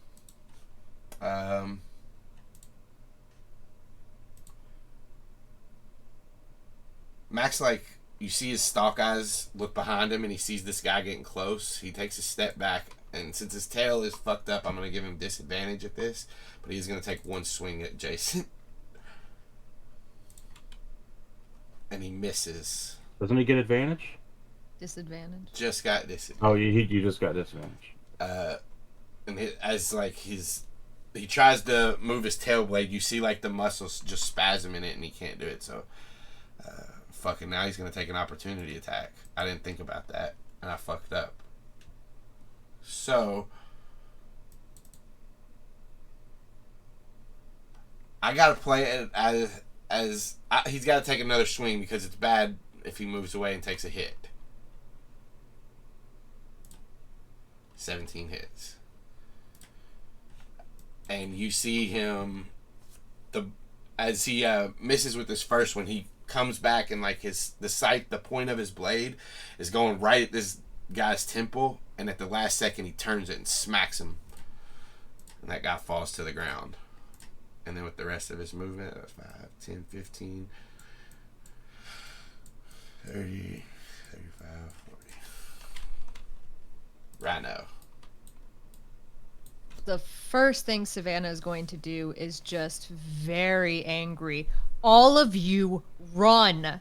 And then she's going to sweep back at this wall. And basically, what I want to do is just continue to charge down these walls. But at this point, I am charging the wall. I'm trying to crunch all the way along. Run down it. But like coming back, like, I don't know if you can see this, but like basically turning out this way and then coming back and sweeping towards them. Okay. Just like Zach's idea, kind of to close the wall, but it's more just to create enough chaos and confusion and maybe collapse that they are trapped. They cannot get through. Okay. So with your movement, you know you can do that. Go ahead and give me an athletics check. This one's going to be a little bit harder as you're pushing through solid wall, like all the way down. You're not just going through okay. the thin part of it. I have to figure out what athletics is under. It's under strength. Strength, okay, yeah. Cool. So strength check. 23. 23. You push and you feel the walls crumbling behind you as you make your way up and down the wall back towards your friends. Done? Anything else? So do you want to end in the wall, or you like want to end coming out into the field to where you're joining back up with everybody? I want to end coming out. This is if we were to describe this movement in terms of animal movement and not D&D movement, what I'm trying to do is sweep around, collapse this wall down, and then herd out my friends using my body movement. Okay. I'm trying to sweep around them and like just use like, I am here, you move out of my way now, and push them out into the open. I'll say with that and with your high check, we'll give them 5 feet of extra movement as you push them off. So, but first is the woman with the Dracon Beam. So let's see if she can get any closer. 5, 10, 15. Get the... You son of a bitch. Get out of the rubble. 20, 25, 30. I'll actually put her here for 30. And let's see if she's 40 feet away from anybody. Just missed. Nope. Just outside. She doesn't even fire. Polar bear. Yeah, 5 feet of extra movement. Zac on his back. Back Zac. So that's 5, 10, 15, 20, 25, 30, 35, 40. He keeps moving and we'll say he gets off the board. At this point, Zac would... I don't remember exactly where on the map we're located. Mm-hmm. But if there's an area nearby that I think would be safe to demorph in, I'm going to tell everybody to head there. All right. If there's an old warehouse or a vacant lot or an alley that I know of that's got a bunch of hidden corners, I don't know. We'll see. That you are in the middle of like a city, kind of a city block and stuff, but we'll get there. Hey, we're back. Thanks for joining us. Let's jump into it. You guys have escaped from this hospital, leaving the walls crumbling behind you as you race across this first street. As you already see as he's running, Aximili, his body's starting to change. Like his stalk eyes are shrinking in as he's running. Where to, Zac? And then, as discussed, wherever we're gonna go, I don't know. Is it some alleys? Is there a place nearby that I think is safe? Yeah, so like you're in kind of a cluster of buildings, so like that means that there are alleyways that go down. You just gotta pick one. And okay, then I'm just gonna say left here, or you go straight through these, or like duck behind that, or whatever. Just as we're running. I'm gigantic and I can't see well. I'm gonna keep going until one of you guys can cover me, because I think we'll get caught if I follow you guys. So if I'm riding Cameron, I'm going to try to direct Cameron in front of the Rhino, because I think he should be wide enough, more or less, to give us an idea of where the Rhino can fit, and he can see better. and I'm just gonna tell Vanna, Van, just chase the big white blob. It's not about that. It's that I can't see if there are people around, and I'm Yeah, very obvious. I got that. Max and I are looking out. Don't worry. I'll follow them. We'll see how this goes. Let me get the perception done. All right, yeah, go ahead and roll a perception. And Cameron's 11. just barreling towards where you told him to go. Savannah, you're following behind. Yeah, not committally, but I'm following them for now. All right. What about as you? Can Max roll a perception as well? He is gonna do it with disadvantage because he's currently morphing. Okay. And like his stalk eyes are going away, so he's not used to it. But yeah. Too distracted right now to tell him not to morph. It's really distracting. Like coming out of this hospital, you hear yells and cars are screeching as you guys hit the road and get across it.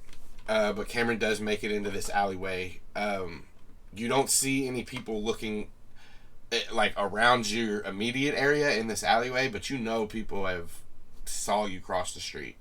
And Okay.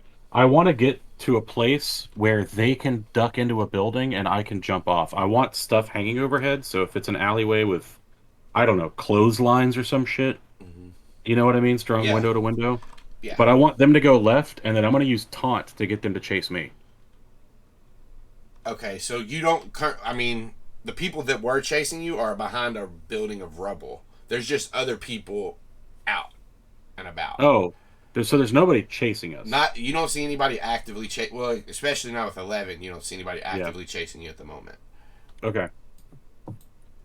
Then we're gonna dip into I don't know. If we're down an alley, I want to go down a side alley. Yeah, so like you go down this first alleyway in Savannah, as you are kind of following, you do bump into one of the corners of a building and see some kind of bricks fall off. But you guys keep making your way down this alley. There's a dumpster, and about midway through, it does spread off. It's like a T, like a lowercase T section.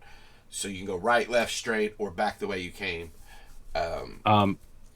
Wait here, and I'm just gonna like hop off and like run up ahead and check both directions.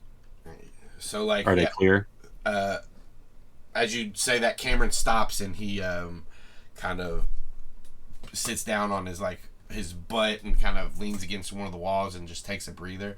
Savannah, do you stop or keep going as Zac starts to climb up the sides of these buildings and swing around to look? I'm stopping because I don't want to run over Cameron. But it's because he's in front of me that I'm stopping. Yeah, you stop and Cameron looks back. But you stop before you hit him, and you look around both ways. Zac, go ahead and roll me a perception check. Okay. Savannah, as you stop next to you, 7. You see a slowly shrinking Andalite beak start to protrude out of its mouth, or out of where its mouth should be. Can I kind of beak? Do a perception to hear if I hear anything behind? Because I can't turn. So can I just kind of like flick ears back, listen behind me? Okay. Zac, you look up and down this alleyway. You don't see anything. No humans or anything, at least. I rolled an 18. With an 18, you do, as you flick your ears behind, you hear the shouts. They're coming from a ways away, probably back at the hospital, but you do hear, they went this way. I'm just going to relay that and just say, listen, I can still hear people yelling after us. I don't think we are safe yet. Okay. Max, as soon as you're morph man, get airborne and try to help us out. Yes, and he kind of crouches behind the dumpster as like you see the feather patterns start to change from his fur to the feathers. All right, let's go. And then I'll motion down the right alley at the T.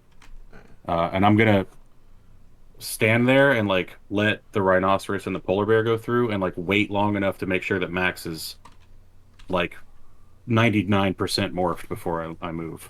Cameron takes off to the right. Yeah. Savannah. I will follow him. All right, again, turning in this alleyway, you kind of do hit some of these bricks and knock a trash can over. And this alleyway is a little tighter, so you are kind of squeezing a little bit more, but you can still make your way through it. And I am huffing as I'm doing that. Like, annoyed as shit. Rhino is going, like, full-on huffing as this is going down. And He's so annoyed. so as Cameron keeps moving, Max is morphing and you're watching him, but Cameron gets to the end of this alleyway and like looks back over his shoulder and kind of peeks out and he says, "Just go." It leads. Yeah, hold on a second. He waits. And as you see Max shrinking and his hooves, his back ones like absorb into his body as his tail blade flattens out and spreads to make his feathers, and he shrinks more and more. He's about 40, or not 40. He's about 80% through the morph when you see the first human enter the alleyway on the end you guys came in. All right. I'm gonna raise the pistol and shoot. Okay. You do not have proficiency with this, but Nope. It's just a D20 plus your dexterity, and I'll say this alleyway is. I'm just gonna roll my dex. You're probably more than 50 feet away, so it's a disadvantage. But a 12. This is a wild. It's intended to be a wild shot to scare him off. Well, 12 hits. So roll 2d6. Okay.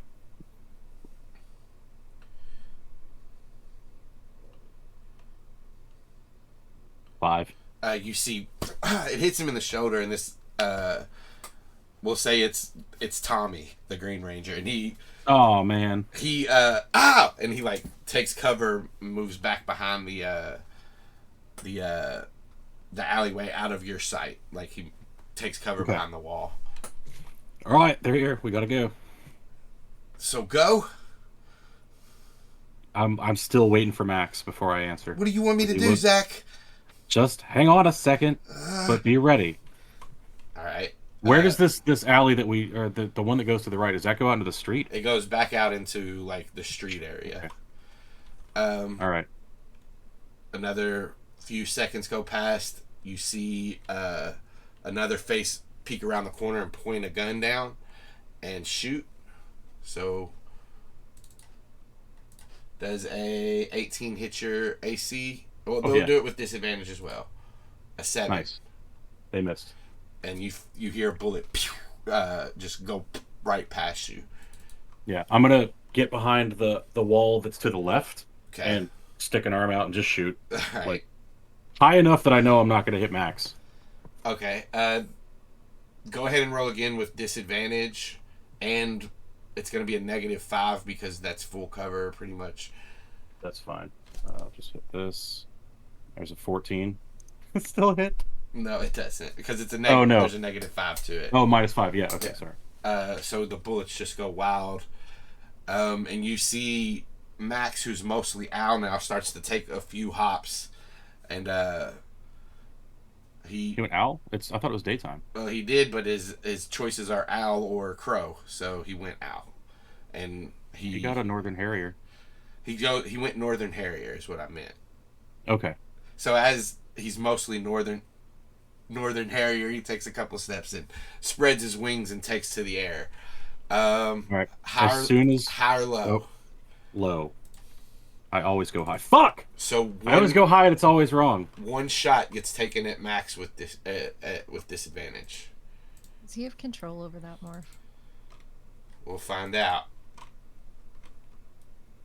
I'm gonna just go ahead and roll this. Shit.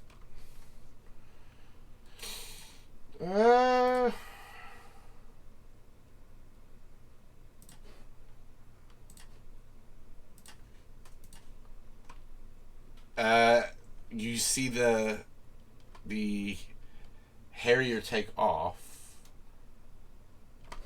and as it does, a bullet hits it in its wing.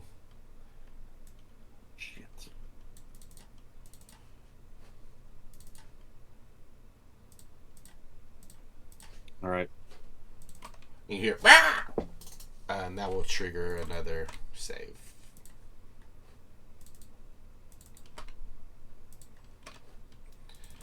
I did not have control, but that bullet knocked my mind into the conscious space.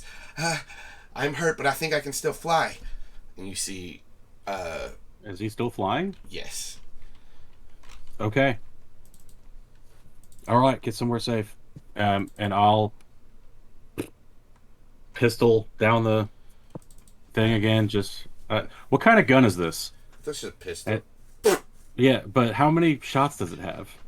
I think they The hold cop, like I think, 15. fired 4 or 5. Yeah, It depends on the pistol, man.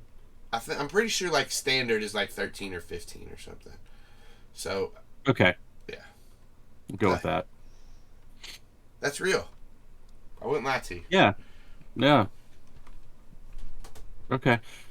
Yeah, I'm gonna hop on Cameron's back and go, go, go, go. And then He is all the way down the alleyway. You're at like I the don't know T how long the section. alley is, sorry. Yeah. So if you want to take a shot though, go ahead and roll it. Oh, yeah, sorry. These are just making noise. I'm not even trying to hit anybody. Yeah, but they Oh, might. fucking bullshit. Maybe there's a Okay. kid running. And There. Dex. Boo. Nothing. Yeah. And you can like swing down the alleyway, and if Cameron's still waiting there, you can drop on him. And as soon as you say go, he takes off into the streets again. Zach, what are we gonna do? And he's just taking off down. Don't worry. Don't worry. I'll say you. I'm looking through my my abilities here. And Millie, can you direct Cameron and Zach to somewhere safe to demorph in an alleyway now? Can you see if there's anything from up top where they can duck into and hide? I did tell him to do that. He has advantage on sight. As he looks around, he says, I can see them. They are all going down the alleyway following you. Is a small group of them, but they've headed the wrong way. They're on the other side of the block. If you can get some distance, you may be able to just duck into an alley, maybe hide and then demorph. Okay. There's another one up here. And like just go up the street a little bit and turn right. And yeah, he kind of directs you to an alley. Basically, everybody who is going down this alley and going to try to demorph can make stealth checks. I am not going with them because I will ruin a stealth check. I am charging straight past them and breaking off. Okay. There's no snow around here, right? Snow? Yeah. No, I wasn't Okay. thinking. Because Cameron has advantage in snow. Hey, Unless unless you're in the business district outside of a business that makes fake snow for ski lifts, and they've been testing their machinery or cleaning their machinery in the back on a alley. crit 20. On a crit 20. let's hear it. Nope. No. Okay. I tried. You did. That's a 16 as Cameron finds a big dumpster and he kind of pushes it up with one paw and climbs his big bare ass into it. All right. But you mean like a polar bear ass, not... No. No. Well, there's no bears fur. don't wear pants, so it's It's both. fair. Winnie the Poohing it. Yep. He's Winnie the Pooh in it. He's also Donald Duck in it. Do you climb off of him as he goes into this dumpster? Yeah, as he's getting up into the dumpster, I'm grabbing the fire escape and getting up however many stories. I have a climb speed of 30, so All right. how many stories is this building? 6. Cool, I dash. I make it to the roof. Alright. You get up there. Cameron you don't know, but you hear some cracking and slushing going on in this dumpster. Yeah. I'm looking for Savannah. As you climb to the top of the building, you look, you can see her moving. You're just going straight down the street, Savannah? Unless I see somewhere that looks like an open, anywhere with a brush cover, like a park or something, then yeah, absolutely. I'm just charging straight until I see somewhere that I think I can get some more open movement in. So we'll put And where are you going? Away from you guys so you can demorph without drawing attention. Yeah, rhinos draw a lot of attention. Yep. We're on the same page. You need to not be drawing attention either. Get somewhere and demorph. What? Okay, Zac. I'm on it. Didn't think of that before. Wasn't Right. what I was doing right now. I mean, you just left. It's fine. Cameron looks like he's safe and hidden. He's in that dumpster and it's closed behind him. Closed on top I'm of him. gonna, I'm just gonna. Hey, Cameron, keep doing as you're doing. We'll regroup later. Gotcha. And I'm just gonna try to get to the next rooftop over Yeah. It's and follow Savannah so are you trying to be not let anybody see you or like as much as I can. so give me a stealth check with advantage because you're on the roofs. A 10. You swing from you try to swing from one roof to the other and like the whole satellite. What are those things that's like a dish? Not dishes though. No, a satellite dish. You grab onto it and it just falls down to the ground. So there's a civilian that looks up. Whoa! It's a kid. He says, "Mommy, look, there's a monkey on it. Jesus, these kids. There's a spider monkey, but not spider like a Spider Man, but he's a monkey. Well, he's Spider Monkey, mommy. Mommy, you're stupid. Whoa! I hate you, mommy. Language. Wow. You stupid bitch, mommy. What the fuck? You don't tell me what to do, you dumb slut." And What then is she this smacks origin him. story? I'm sorry, mommy. Oh my god. Dude, don't beat that kid later. Yeah. Sid Savannah, from Toy Story. there is there are some docks to your right. To the left is another warehouse district. Which one looks emptier?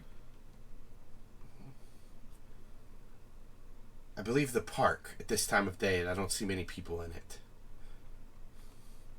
All right, would you stay on me and direct me towards a little more cover?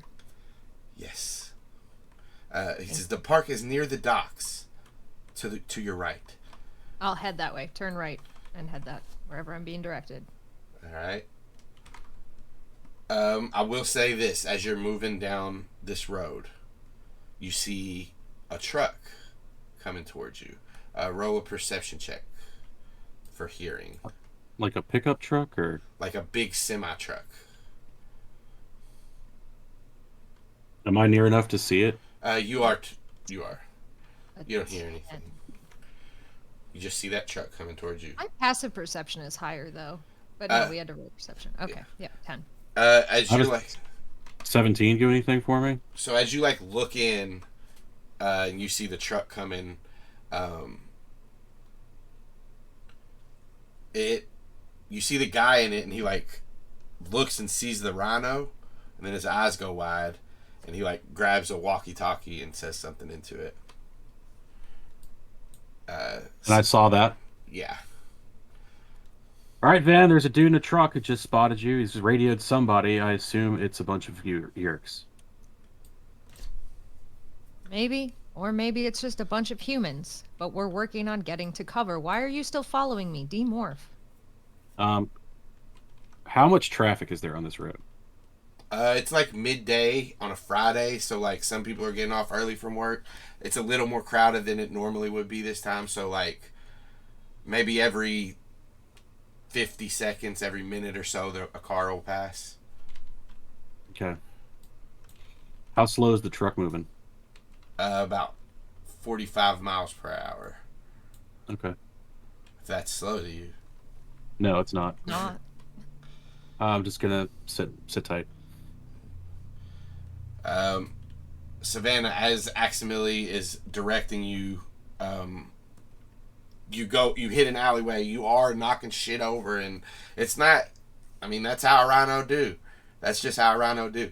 He does tell you that there is this small, he sees a bridge in this park, and the bridge is like one of those that has like, you can walk underneath it, and it's like a big, in Home Alone when Kevin meets the lady in Home Alone 2 where he meets the lady in Central Park and she throws the seed everywhere and the pigeons all come. The pigeon lady from Home Alone.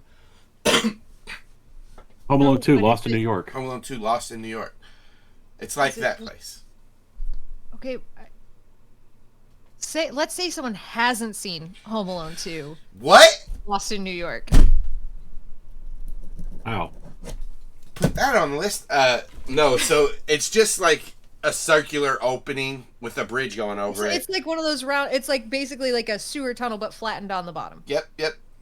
No, exactly what you're talking about. I think that may be a good place. There's not a lot of people around. If you can get there.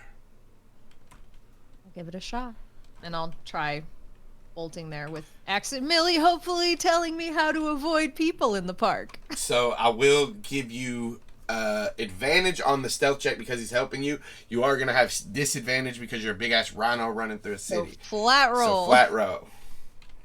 Okay. And remind. I can look it up. I'll look it up. So stealth check is what you want. That's It's dexterity. Yeah. Okay. 17. You do knock over a hot dog stand, and the guy's like, "Ah, my hot dogs!" But I feel like I would have seen the hot dog stand. you're blind, bro. Oh, no. Would you roll? Was this a spite hit? It was just like uncontrollable rhino hit. But Cool. as you do that, all the people around feel sorry for this hot dog guy. They're like, "Oh, it's hot dogs," and they try to help him, and you get into this tunnel. Zac, you do see that truck. It misses the alleyway that Savannah went down, but about 2 blocks down, it does turn the way. You're from this place. You live pretty close to here. You know that where Savannah kind of went, you can get to the park by going around that way that they just went. So they may be going towards the park, they may not, but that's what you see.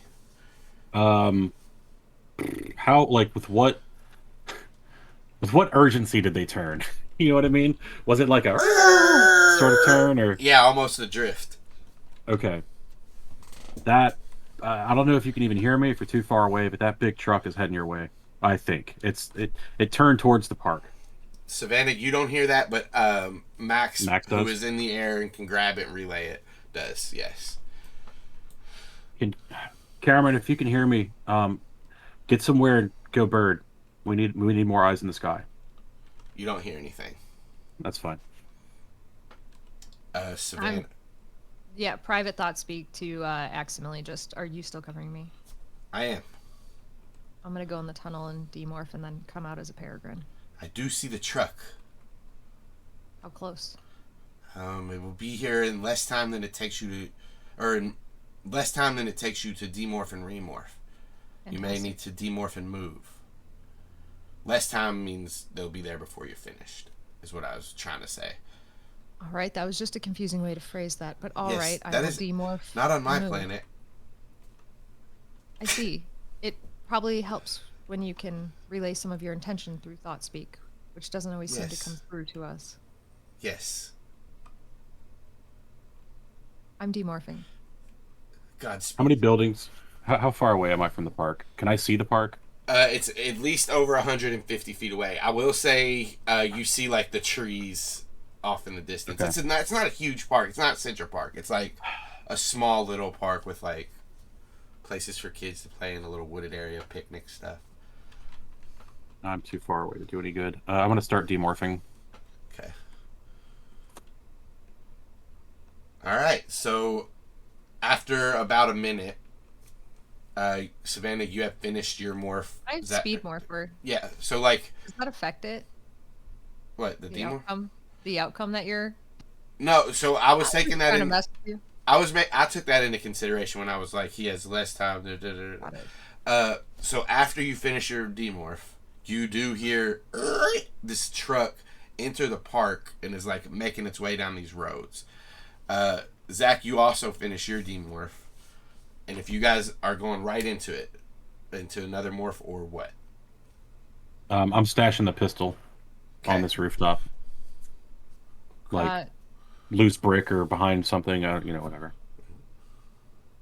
Aximili said I didn't have enough time, so I'm casually walking out from under the bridge like I was walking in this park the whole time and headed towards, like, if I can see, like, oh, I do want to morph again, but I'm taking my time to find new cover now. All right, give me just a stealth check with advantage because you're just a human in a barefoot human in spandex. Not great though. Oh wait, sorry, that didn't roll. Oh, Oh, it it did. did. 4. Sorry, my screen didn't scroll down was what happened. It was a 4. They like, as they like pull in, they see like some of the carnage that you have left behind as a rhino. Just, you know, the hot dog stand fell over. There's a couple of, you know, stones, or the sidewalk is like dented in, and they're like look past you to like the area where you demorphed, like in that little tunnel, and then they like look over their shoulder. There are other people around. They do look at you, see you're barefoot, see you're in spandex. You stand out a little bit, and they say you see a man lean out the window. He's got like a toboggan on, and he says, "Hey, you." I'm sorry, I'm so distracted. Do you mean a toque? A toque? A toboggan? What did I say? A toboggan's a completely different thing that you use to sled down hills when it's It's snowy. also a hat. Yeah. It's not. It is. Okay. Not in real A words. beanie. A beanie. Sure. All right. What's sorry. Yeah. Did you see that rhino? No. Roll me a deception check. It's not a lie. I wasn't looking. But sure. 7. But it wasn't a lie. It's deceiving though. Sure. Oh, that's not right. That's a D10, not a D20. How did you not see a rhino run through this park? And he like starts to open the door. I don't know. Wasn't paying attention? Savannah, if you would like some interference, look up. And he says, there was definitely a rhino that come through here. We seen it. And he gets out of the car. And like he's taking some steps towards There you. was. Sure, whatever you say. You look suspicious. Where's your shoes? And like you see that there's somebody in the passenger seat, and they like are looking over, and they start to open their door too. Just barefoot running. Haven't you ever heard of it? No. He's got a little belly on him. He doesn't look like he knows a lot about running. You can't leave here until we figure out where this rhino is. I don't know who you are. And I'm going to start causing a scene. Like, I'm going to start screaming for help. Like, get away from me. I don't know you. Give me a performance check. Oh, fuck. A 5. What is going on? People are picking up hot dogs, and like people are befuddled because of there was just a rhino that ran past. They aren't like, there's already a commotion going on. You doing this is kind of blending in with that. Okay, then I'm gonna bolt, and I'm heading right for where the people at the hot dog stands are. Hey, come here! As you run, you can give me an athletics or an acrobatics check. 19. 19, nice. Well, deception isn't my best category, guys. It'd be like that. Oh, no, wrong one. But it's going to create the exact illusion I want of a young girl running through a park being chased by 2 older men on a Friday afternoon. One of whom has a beer belly, at least. Yeah. Mm-hmm. Which we've established. So he should have disadvantage. That's what I'm thinking. Well, either way, he misses. He tries to grab you, and you get just out of his range and head like the 30 feet it is to where the hot dog stand guy is. So you're in like this crowd of people, and they're gonna chase after you. What do you want to do? I mean, what I'm gonna do is literally head into this crowd of people. There are 2 older, strange men chasing a young girl. Like, there should be some interference, I feel like. Well, I'm saying you got to those people. They're starting to come. Right. What are you doing as you're in this crowd? I'm saying, can you help? To literally anybody. And I can roll you another performance if you want, but I feel like I should really have advantage. You can have advantage on like the persuasion check as you're like doing this. It's not good, but I'll try. 10.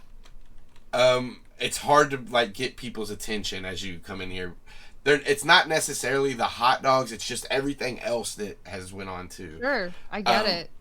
And they so like Crimes take place every day. Who cares? yeah, as they get over there, they will be within your range again to try to grab you. There are people around, but he's going to try to grab you again. It seems like this guy doesn't care about these people. About any of this? Okay. At this point, I will. I'm just gonna like look up like the signal that Aximili told me to do. I'm gonna try to like dodge through the people and take off again. All right, so that'll give you advantage on your stealth check if he misses this, if he doesn't grab you. So go ahead and make a dex, an athletics, or an acrobatics. Hang on. I don't know. 12.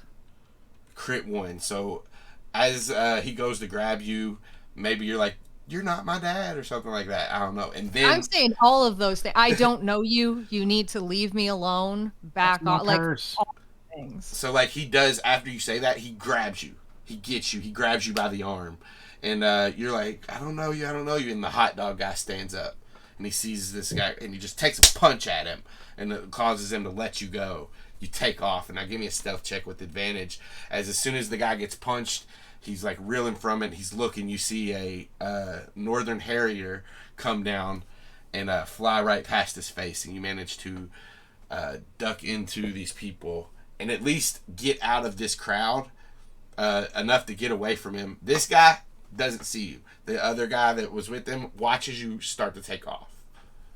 And I'm not stopping. I'm running. All right. Now it's just we're going to do one last thing. You have an athletics check against their athletics check. You just got to outrun them. 18. 9. You take Nice. off.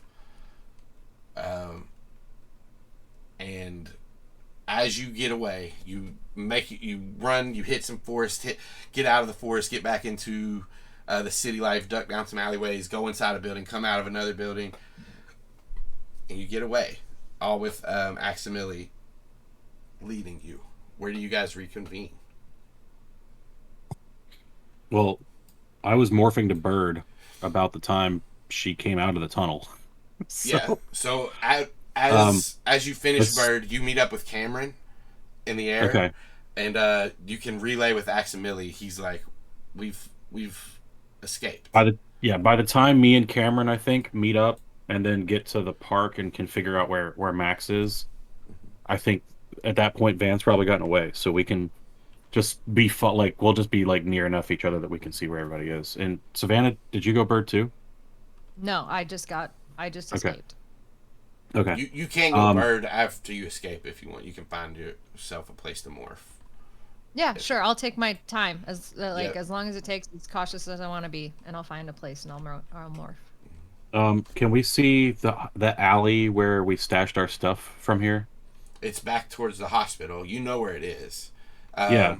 I'll say from here you can, because there's buildings and stuff in the way. You can't see like the exact area, but you can see like that distance. What are you trying to figure out from? If that alley is clear and we could go get our stuff. So I mean, there are people in this alley. You all went down a different alley the second time than you demorphed in the first time. Does that make sense? Yeah. We intentionally didn't go down the same alley. There are people searching in that alley because it's close. We'll say there's like 1 or 2 people in that alley at the moment as you guys are flying by. As soon as we're like near enough that we can tell that, then we just bank off and go somewhere else. I guess back to Pacific Towers. That's the closest place. And without doing too much, we can reconvene in Pacific Towers. Everybody demorphed. Yep. As you guys get into Pacific Towers, Cameron, exhausted, drops down onto the couch. Was that successful or no? Well, we messed up their plans. At least some. Mess up the hospital, so hopefully they can't use it anymore for whatever they were doing, at least for a little while. At the very least, the Yeerks know that we're on to them, and we're not gonna sit idly by, I guess. It'll look bad for Chapman. Well, that's good. So now what? So now, well, most immediately, we're gonna have to go get our stuff, but we could do that later tonight. I think now we have to make good on our promise and get Aximili in contact with his people. Yeah, that was step 2. It wasn't there yet. I was thinking about that. If it is okay with you all, before we do that, I would like to return to the cabin. I do not know what my people will say, and if I will not be returning, there are some things I would like to set back to how they were before I improve them. And he looks over to you, Savannah, his other stalk eyes, one looking out the window, one towards the elevator door. If you could accompany me, Savannah, you could make sure that I do not miss any of the devices that I've tampered with. Give me an insight check. 5. He wants you to help him. Yeah, I'll go back with them. I'll say, yeah, I'll go with. I also would like to meet this new species that Zac, that you have encountered, if that will be okay. Yeah, you're open invitation, man. If you want to be there. I actually need to head to the cabin too, just to take Grant's stuff. We could all go. That would work. With that, it's fine with me. I believe I would like to stay to meet this new race with you, and also take whatever knowledge back with me if I can that I can. I'm very tired. Maybe we do this in the morning. Yeah, Sounds like yeah. a plan. I can meet. He looks back to Savannah. I will meet you at your place of employment at high noon, little doggy. I learned that from a movie on AMC. I do not recall the title. You got it, cowboy. You have seen this movie. Probably not. And as he kind of finishes that, Cameron says, "So, Zac, Yeah. you still meeting up with JJMC tomorrow?" Oh. I don't know. We'll see, maybe. Oh. He kind of looks dejected and sad. I'm hoping to, but we'll see what goes down at the cabin. I was going to see if I could go with you. And if we don't... do you guys need me at the cabin tomorrow? I guess not necessarily. You got something going on? I mean, I was just going to check out the festival either way. But I was going to say, Okay. if you were meeting JJMC, I was going to, come by. If not, it's cool, though. You don't have to include me. Well, here, I'll tell you what, man. We'll do the cabin, like, kind of first thing in the morning. And hopefully finish up there by... Oh, no. That'll be at noon, so never mind. Why don't you guys just go to the cabin and meet me there later? And if I can see JJ, then I will. Yeah, I'll get you guys, backstage or whatever if I can. Hell yeah. Alright. Hey, Savannah, I'm staying the night. Yeah, you're welcome to. And he just lays down and rolls over on the couch.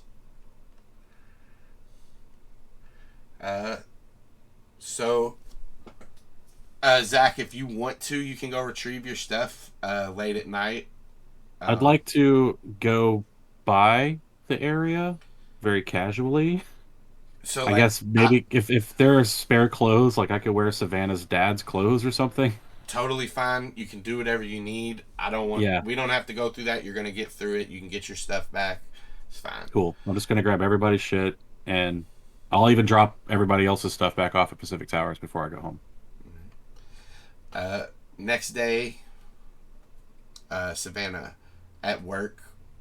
Chelsea, she lets you know she's going to the festival as well. She brings you a coffee in the morning. She's a little bit late, but all of that. So are you gonna go? To the festival? Yeah. Oh, Probably not. Hmm. Savannah, you never go to anything. I go to some things. Name one. There was the thing that we did last summer where we went to work with the other zoo and we did all the sort of Something that animals. doesn't have to do with animals. Something that has to do with people, Savannah. Oh. No, I'm not likely to go to those. Oh, I would love it if you were there. At the festival? Yeah, you would be so fun to hang out with at one of those things. Why? Oh, you're just fun, Savannah. And she like leans back and drinks her coffee. Anyways, there's gonna be some boys. She smiles. I can get you in with the best looking ones from West, Ocean Grove West. I have some connections there. That's where I go to school. That seems like a very kind offer from you. Whatever, Savannah. And she sighs. And yeah, the shift will go by without. I'll end that on it. I'll give her a maybe at the end. I'll like take a sip of the coffee that she got me and be like, well, maybe. We'll see. As at the end of your shift, you say that, and she says, "Okay, well, I'll see you there." As she leaves, and you see. Maybe. Okay. You see a northern harrier circling above the gardens. And Zac, if you wanted to join too, yeah, you can be there in your morph as well. No, because I have to carry Grant's stuff. Okay. So how are you gonna get to the cabin? I think I don't know, take an Uber most of the way, or take a bus most of the way. You've set out at at like 8 a.m. to get here. Yeah, it's gonna suck. Yeah. We don't have the jelly bean anymore. We'll say as this Uber pulls up, a certain distance away from the cabin, and you grab all your stuff and you start making your way, we see two birds flying towards the cabin as well. Well, no, let me back up. Is there a bus that goes at least like up that road or something, and there's a bus stop nearby? Okay, then fuck it. I'll take an Uber to 30 miles away. All right. You're going to do 30 miles? I'll morph something big and carry it. Swinging the tree to tree. Yeah. Cool.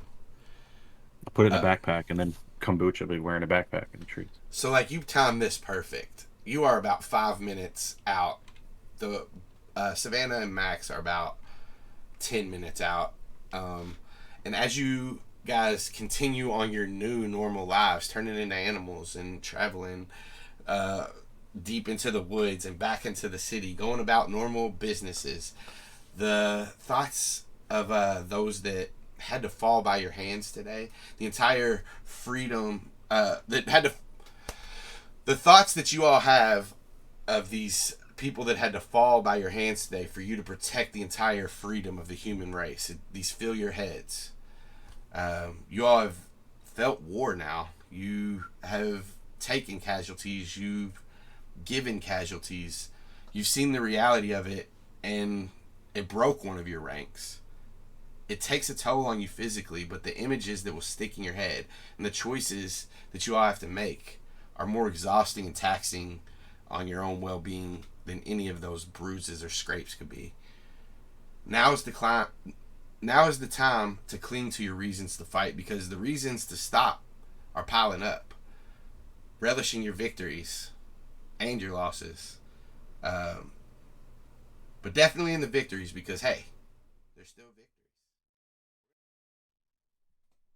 We see a meadow that sits just outside of a city. The long grass and flowers blown in the wind. The breeze smells like fresh grass in summertime. Completely silent. No sound. And the weather's just right. A little bit of heat, but the breeze or a shady tree gives just enough respite to make the weather feel perfect. There's a small figure that pokes their head out from behind a tree and a smile on their face. Her black hair isn't very long, and it curls just a little at her neck and around her ears. It's a little girl with big green eyes glistening in the sunlight as she scans the meadow, searching. The smile slowly starts to fade, and she takes a step out from behind the tree, a new, curious look on her face.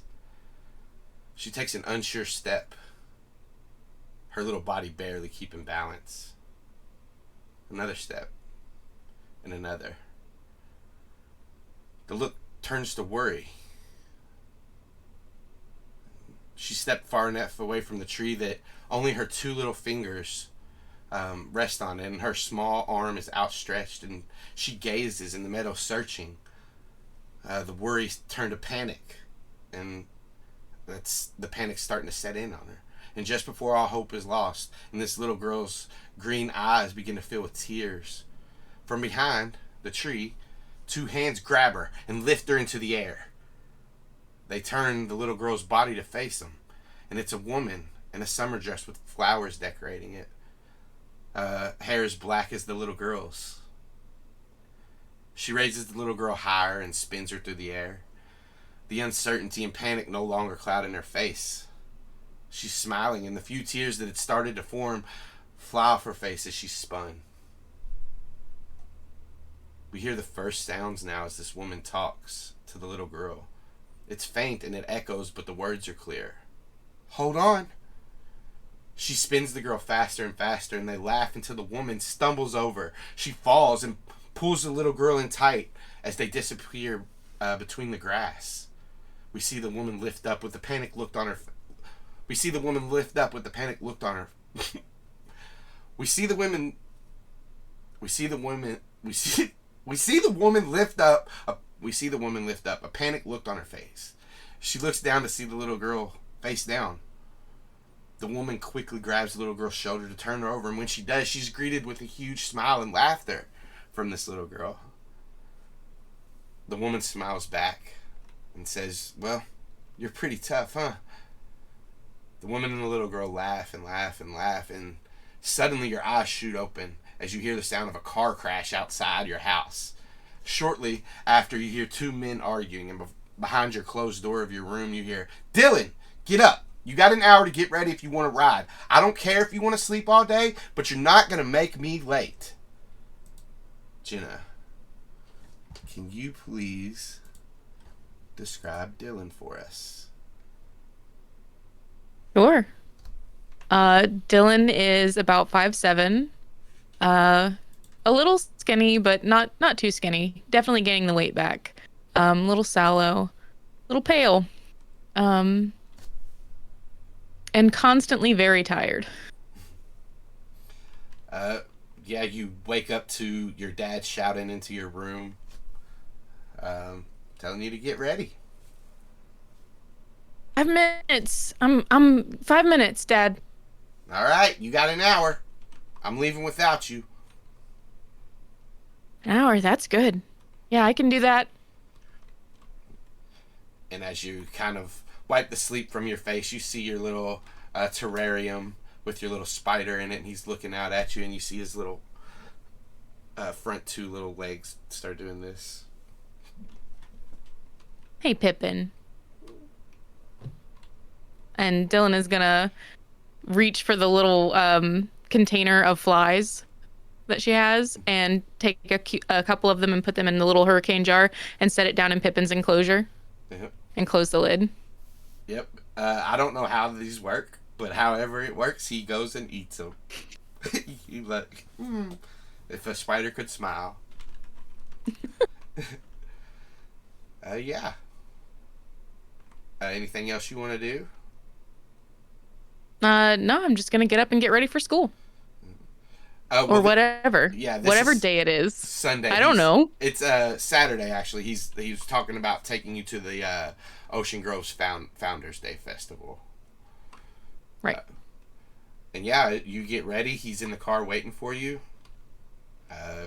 And if you join him as you get in, you hear a news report playing on the radio, and it says, "And the animals destroyed half the hospital before the commotion ended. Patients confused. Many of the animals with Patients confused many of the animals with bladed dinosaurs, clearly effects of the meds. I mean medicine. Confusing their senses. And your dad turns the radio off aggressively. He changes the station, and it's just like classical music. Holy shit, did animals escape from the zoo? I have no idea what these crazy people were talking about. Probably on drugs. And he like side eyes you, and like he just kind of looks back towards the road, and he says, "I don't know. Sounds fishy to me." Yeah, that's pretty fishy. So, he doesn't say much as you guys are riding, but give me an insight check. Okay.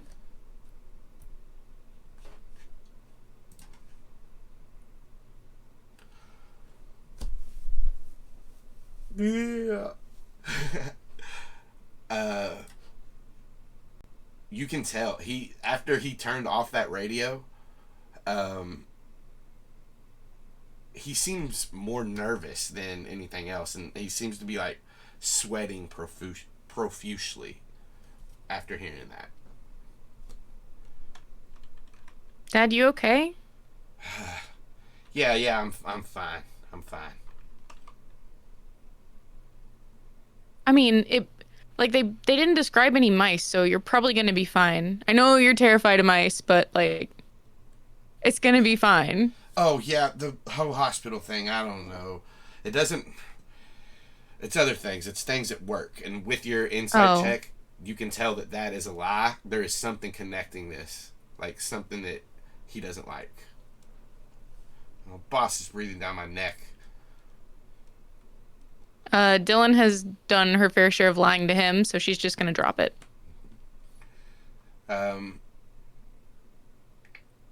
And as like you guys go a little bit more after you drop it, he really doesn't talk to you the whole ride. He just is kind of silent. Unless you say something to him, he won't speak back. Yeah, actually, she's gonna say, like I get it, but if you're not coming to these things, then me having a car at this point would actually be beneficial. I know, but also it would be beneficial. Well, think about it. He kind of like side glances at you as he's watching the road, and he says, "You think you're ready for a car?" I mean, I think so. Yeah. He nods. Well, give me a persuasion check.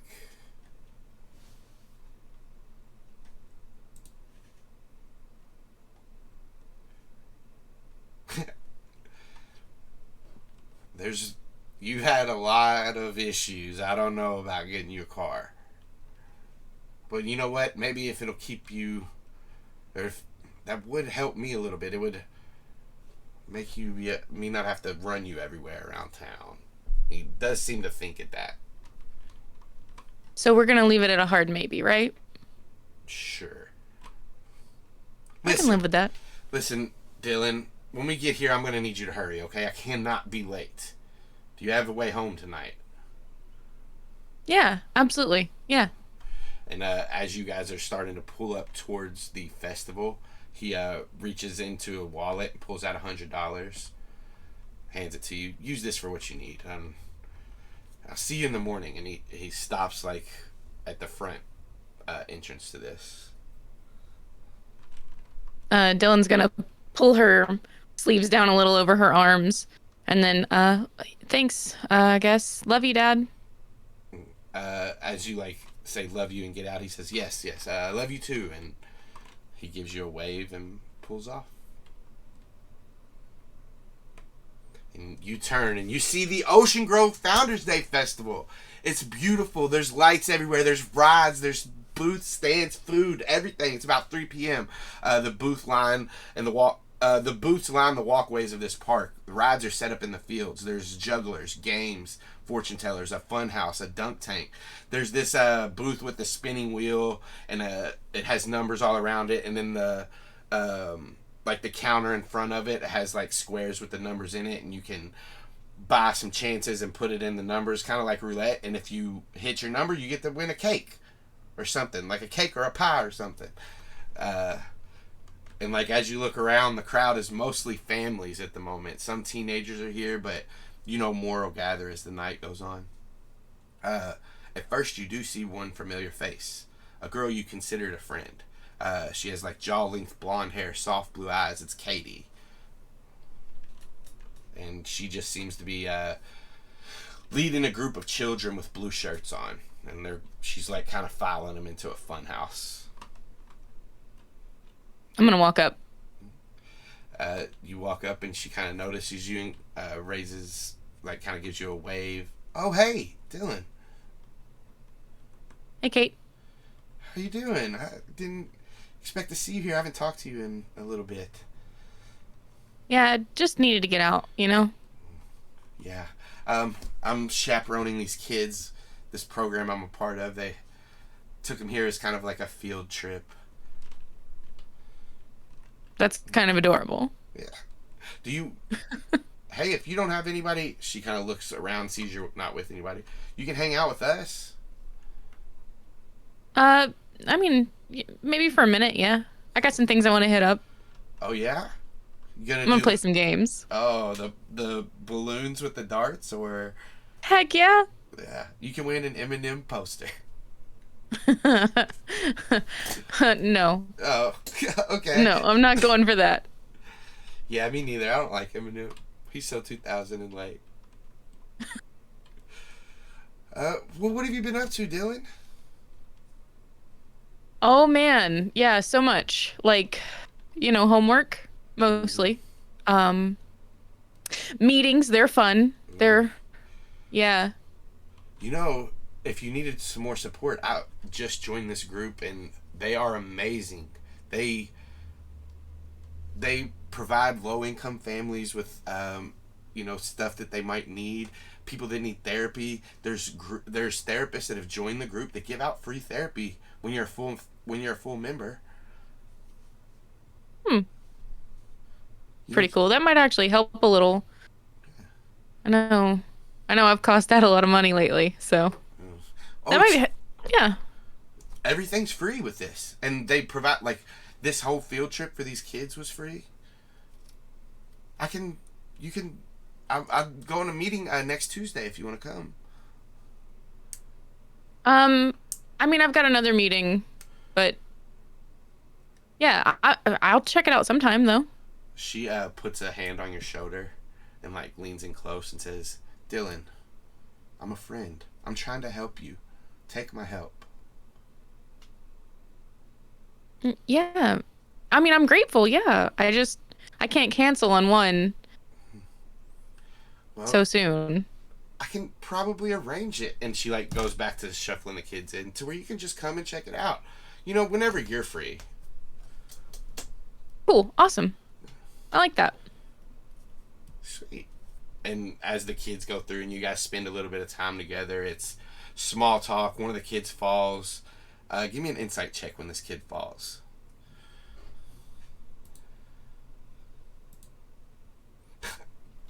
They look like a regular kid falling. And crying. Well, we're about to go. I gotta take them to get some food. But we'll be back out later. Do you wanna... There's fireworks at the end of the day. Do you want to catch those with us? I might try and head home before then, but yeah, if I'm here, okay, we'll meet up. Sounds amazing. I'll see you later. It's good seeing you. Good to see you. Don't make it so long next time. And she leans in and gives you a hug. Dylan just kind of stiffly hugs her back. I will. Yep. Give me another insight check. This one with advantage.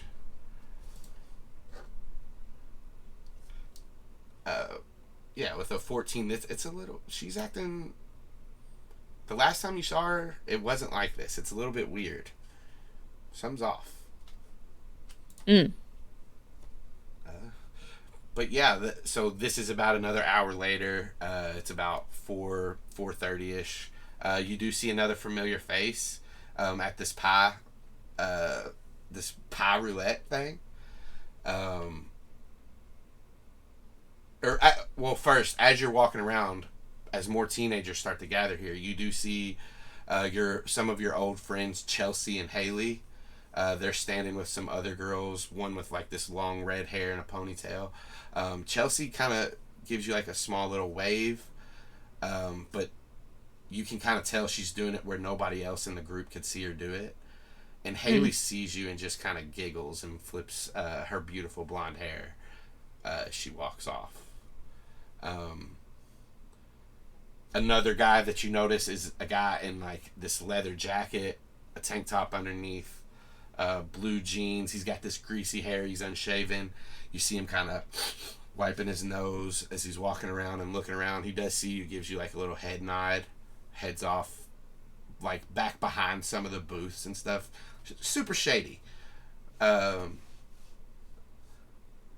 the cake thing, at the cake roulette, you see this stocky olive-skinned boy celebrating a win on a cake.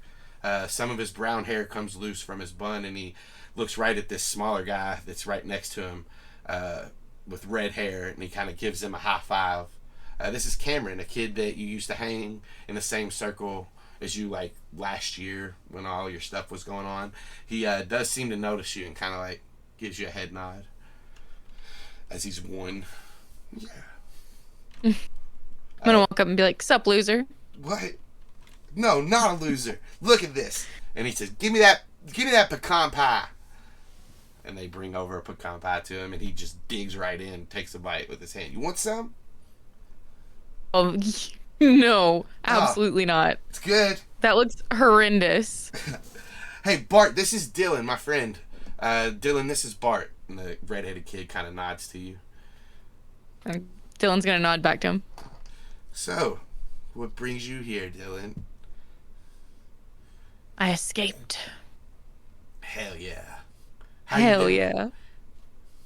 I'm good. Yeah. No, I think I'm really good right now. He smiles. Good. Good. I heard you were going through it. And I just want you to know, my thoughts were always with you, even though if we didn't talk. Takes another bite of the pecan Thanks, pie. bud. That is so disgusting. Yeah, well, no, Are you eating that with your fingers, like, for real? Yeah. There's no forks at the festival. This is how they did it back when they first founded this place. That's what you're supposed to do here. The forks are at the end of when you go to buy the food, you know, you buy the food and then you go to the end of the line and that's where the forks are. He looks down at like the end of this booth, sees forks, napkins, ketchup, mustard, relish, all that. Oh shit. Yeah. Oh well. He flicks the pecans off his hand and kind of walks down. And as he's like walking down and he gets some napkins, he like looks over and there's one of those booths with the balloons and the darts. Oh. Do you wanna pop some balloons? Yes. Let's do it. Hell yeah. You guys go over. Okay, so what we're gonna do is you roll as you guys get these darts and these balloons are set up along the wall, you're gonna roll a dex check with no proficiency, so just a d20 plus your dex. And we'll see if you hit. You need to beat a 12.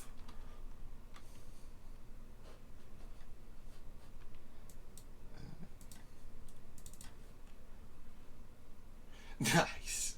Your first dart hits a balloon and pops it. Cameron's like, yeah, watch this. And he throws his. And it hits the top like board, completely missing a balloon. He's like, you got 3 darts, so you can throw 3 times. Heck yeah. Hit. I don't know if you know this, but like, I'm really good. Yeah, it looks like it. And then he hits one right beside your balloon. Aha! Yeah. Nice. You can roll again. And your dart, you all throw them both at the same time, and as you do, like they hit in the air and fall to the ground. He's like, oh shit. Cameron, that's your fault. Yeah. You did this. Well, yeah, I know. I wanted that snake. And he like looks up at a stuffed snake But that's the big prize. He doesn't get a prize because he only hit one balloon. He gets a poster of Eminem, and he puts it. You get to pick a medium prize. So there's like a narwhal. There's a unicorn stuffed animal. There's a dragon. There's a beholder. There's a beholder? Yeah. Oh no. Oh no. Oh, narwhal, dragon, or beholder. Come on. I gotta get that beholder. Yeah, you have a beholder. It's not the big one, but it's pretty big. It's like basketball size, and you have a beholder stuffed animal. And as you guys kind of walk around, the sun starts to set a little bit more. The red-headed kid Bart that's with Cameron kind of like leans into Cameron. If you want to give me a perception check.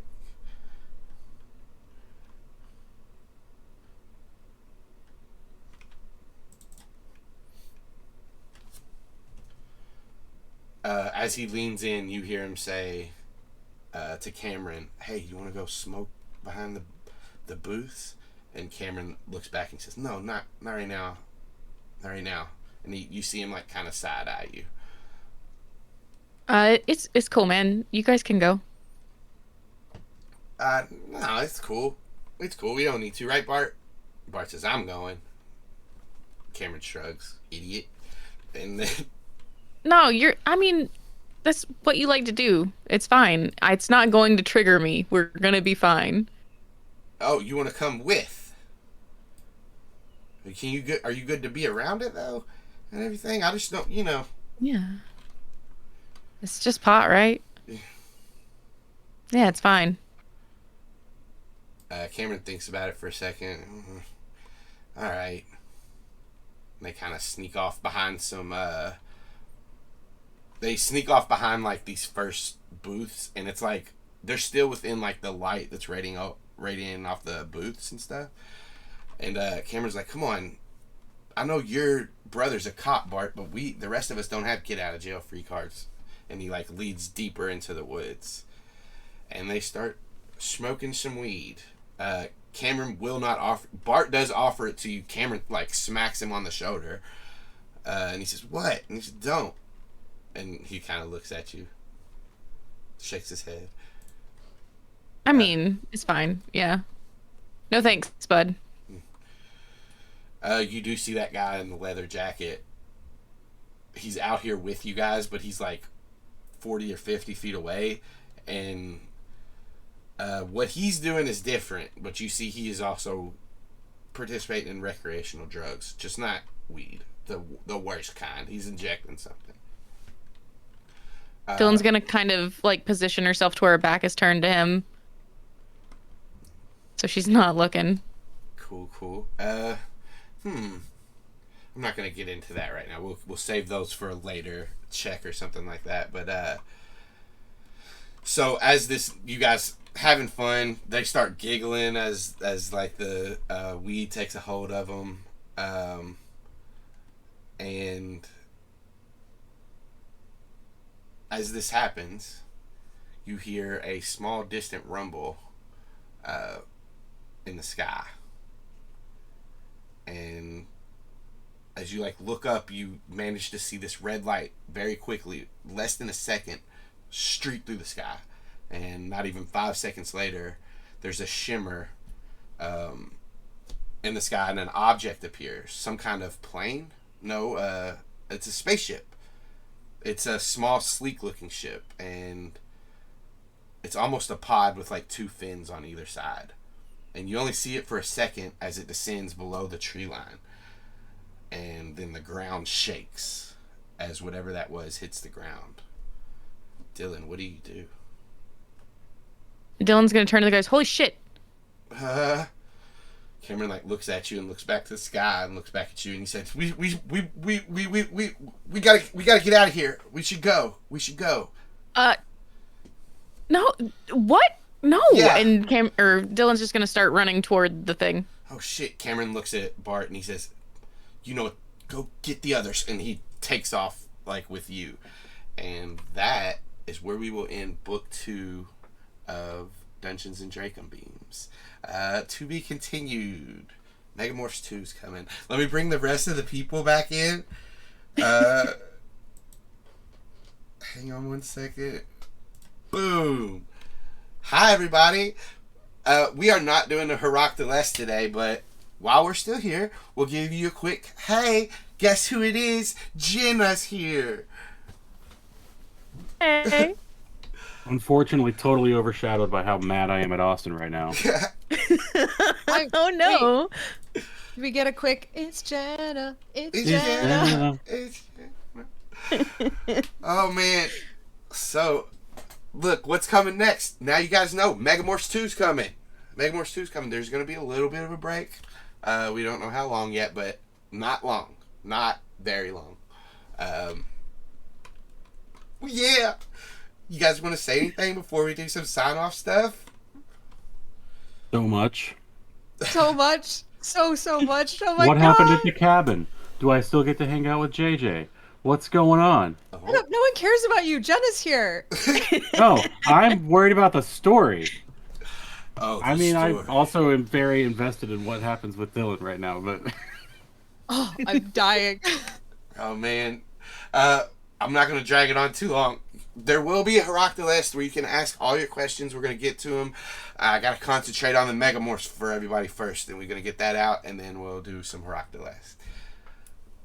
Oh, shit. Jenna's here. Oh, shit. How do we do this? I don't know. Hi, I'm Austin. You can find me at CZ Drop on Twitter and right here every other Sunday at 11 EST. That's American, 10 Central. That's Canadian on twitch.tv/CZDrop. If you are into some more actual plays, late starters, November 11th, podcatchers everywhere. Yeah. my name is Nate. I'm otherwise called the Splintersmith on all things internet. Most specifically, Splintersmith NC on Twitter and Splintersmith on Twitch. I'm also 1/3 of Soup Salad Sandwich, which is a podcast about food arguments, which is currently on hiatus. And I play Chapman in the Sporadic Phantoms podcast, which is an Animorphs ARG radio play type thing. Jenna, you want to do? My name is Jenna, and I'm very lucky that these nerds have allowed me to be here. You can find me at Jenna Chill with one L on Twitter and Twitch and everywhere on the internet. And I'm also on Botched. I'm part of Horse Girls, an entirely academic podcast, and I am the Questmaster of the Guild of Granddaughters. And I was also part of Nate's cool, awesome, amazing food podcast. The teleprompter.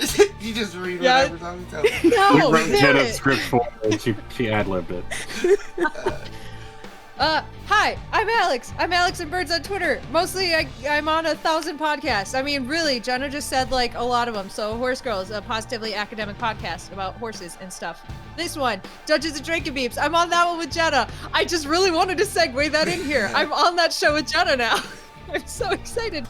We also do a stupid food podcast that is on hiatus right now. That's right. I'll say it, Nate. I don't give a shit. No, it's No, you're right. Super Salad Sandwich. It's wonderful. And of course, Questmaster. I am Little Alex. Some other shit that I'm on this very network, Late Starters, which is coming out November 11th, a Pokemon TT RPG with Tim, who's our other host from Horse Girls. I got all the It's amazing. We got him, guys. So yeah, that's coming out November 11th. Check that out. And that has both Tim and Jenna. So yeah, anyways, Horse Girls does. I'm very confused because I just totally went off script. It's fine. Guess what? Also, I'm on Animorphs Anonymous, which I do with Casey, who is also on Late Starters, and we just talk about all the Catherine and Michael books now. Which, if you're listening to an Animorphs D&D game, you might be interested in. So check that out. And those are all of the things I do, except for one, but that's fine. It's fine. Let's move on. Chemist Crisis. Crisis as a I'll just say, as far as the Apple Grant Book Club goes, they just did. If you are like Animorphs and stuff, they just did an interview with Michael Grant, who is the co-author. Yeah, he spills all the secrets on everything. So if you're like, when is the website coming up? What are they doing right now? Guess what? I know the answers. Go listen. I'm sure. She knows, but if you want to know, go listen. Or come to the D&DB Discord Come and to- ask me directly. Yeah, because we can That'll all be also work. found there. Yeah. That's right. Mm-hmm. Or by visiting our website, milkyourfriends.com. Reach out to us on Reach out to us on Twitter at D&DB POD. That's D&DB Pod. You want to prove you're not a Yeerk? Do it. Join the Patreon. It's out right now. That's right. Save some money. We'll show you that you're not a Yeerk. You're not a controller. Want some merch? Go again to milkyourfriends.com and get some t-shirts. There's a ironically, we don't have a Heroic the Less this week, but there's a shirt that just dropped with the Heroic the Less logo that you can get. It's great. Cover your human body with them. If you morph, they'll rip or fall off around you. True. Thanks for joining us. Okay, bye. My name's Austin.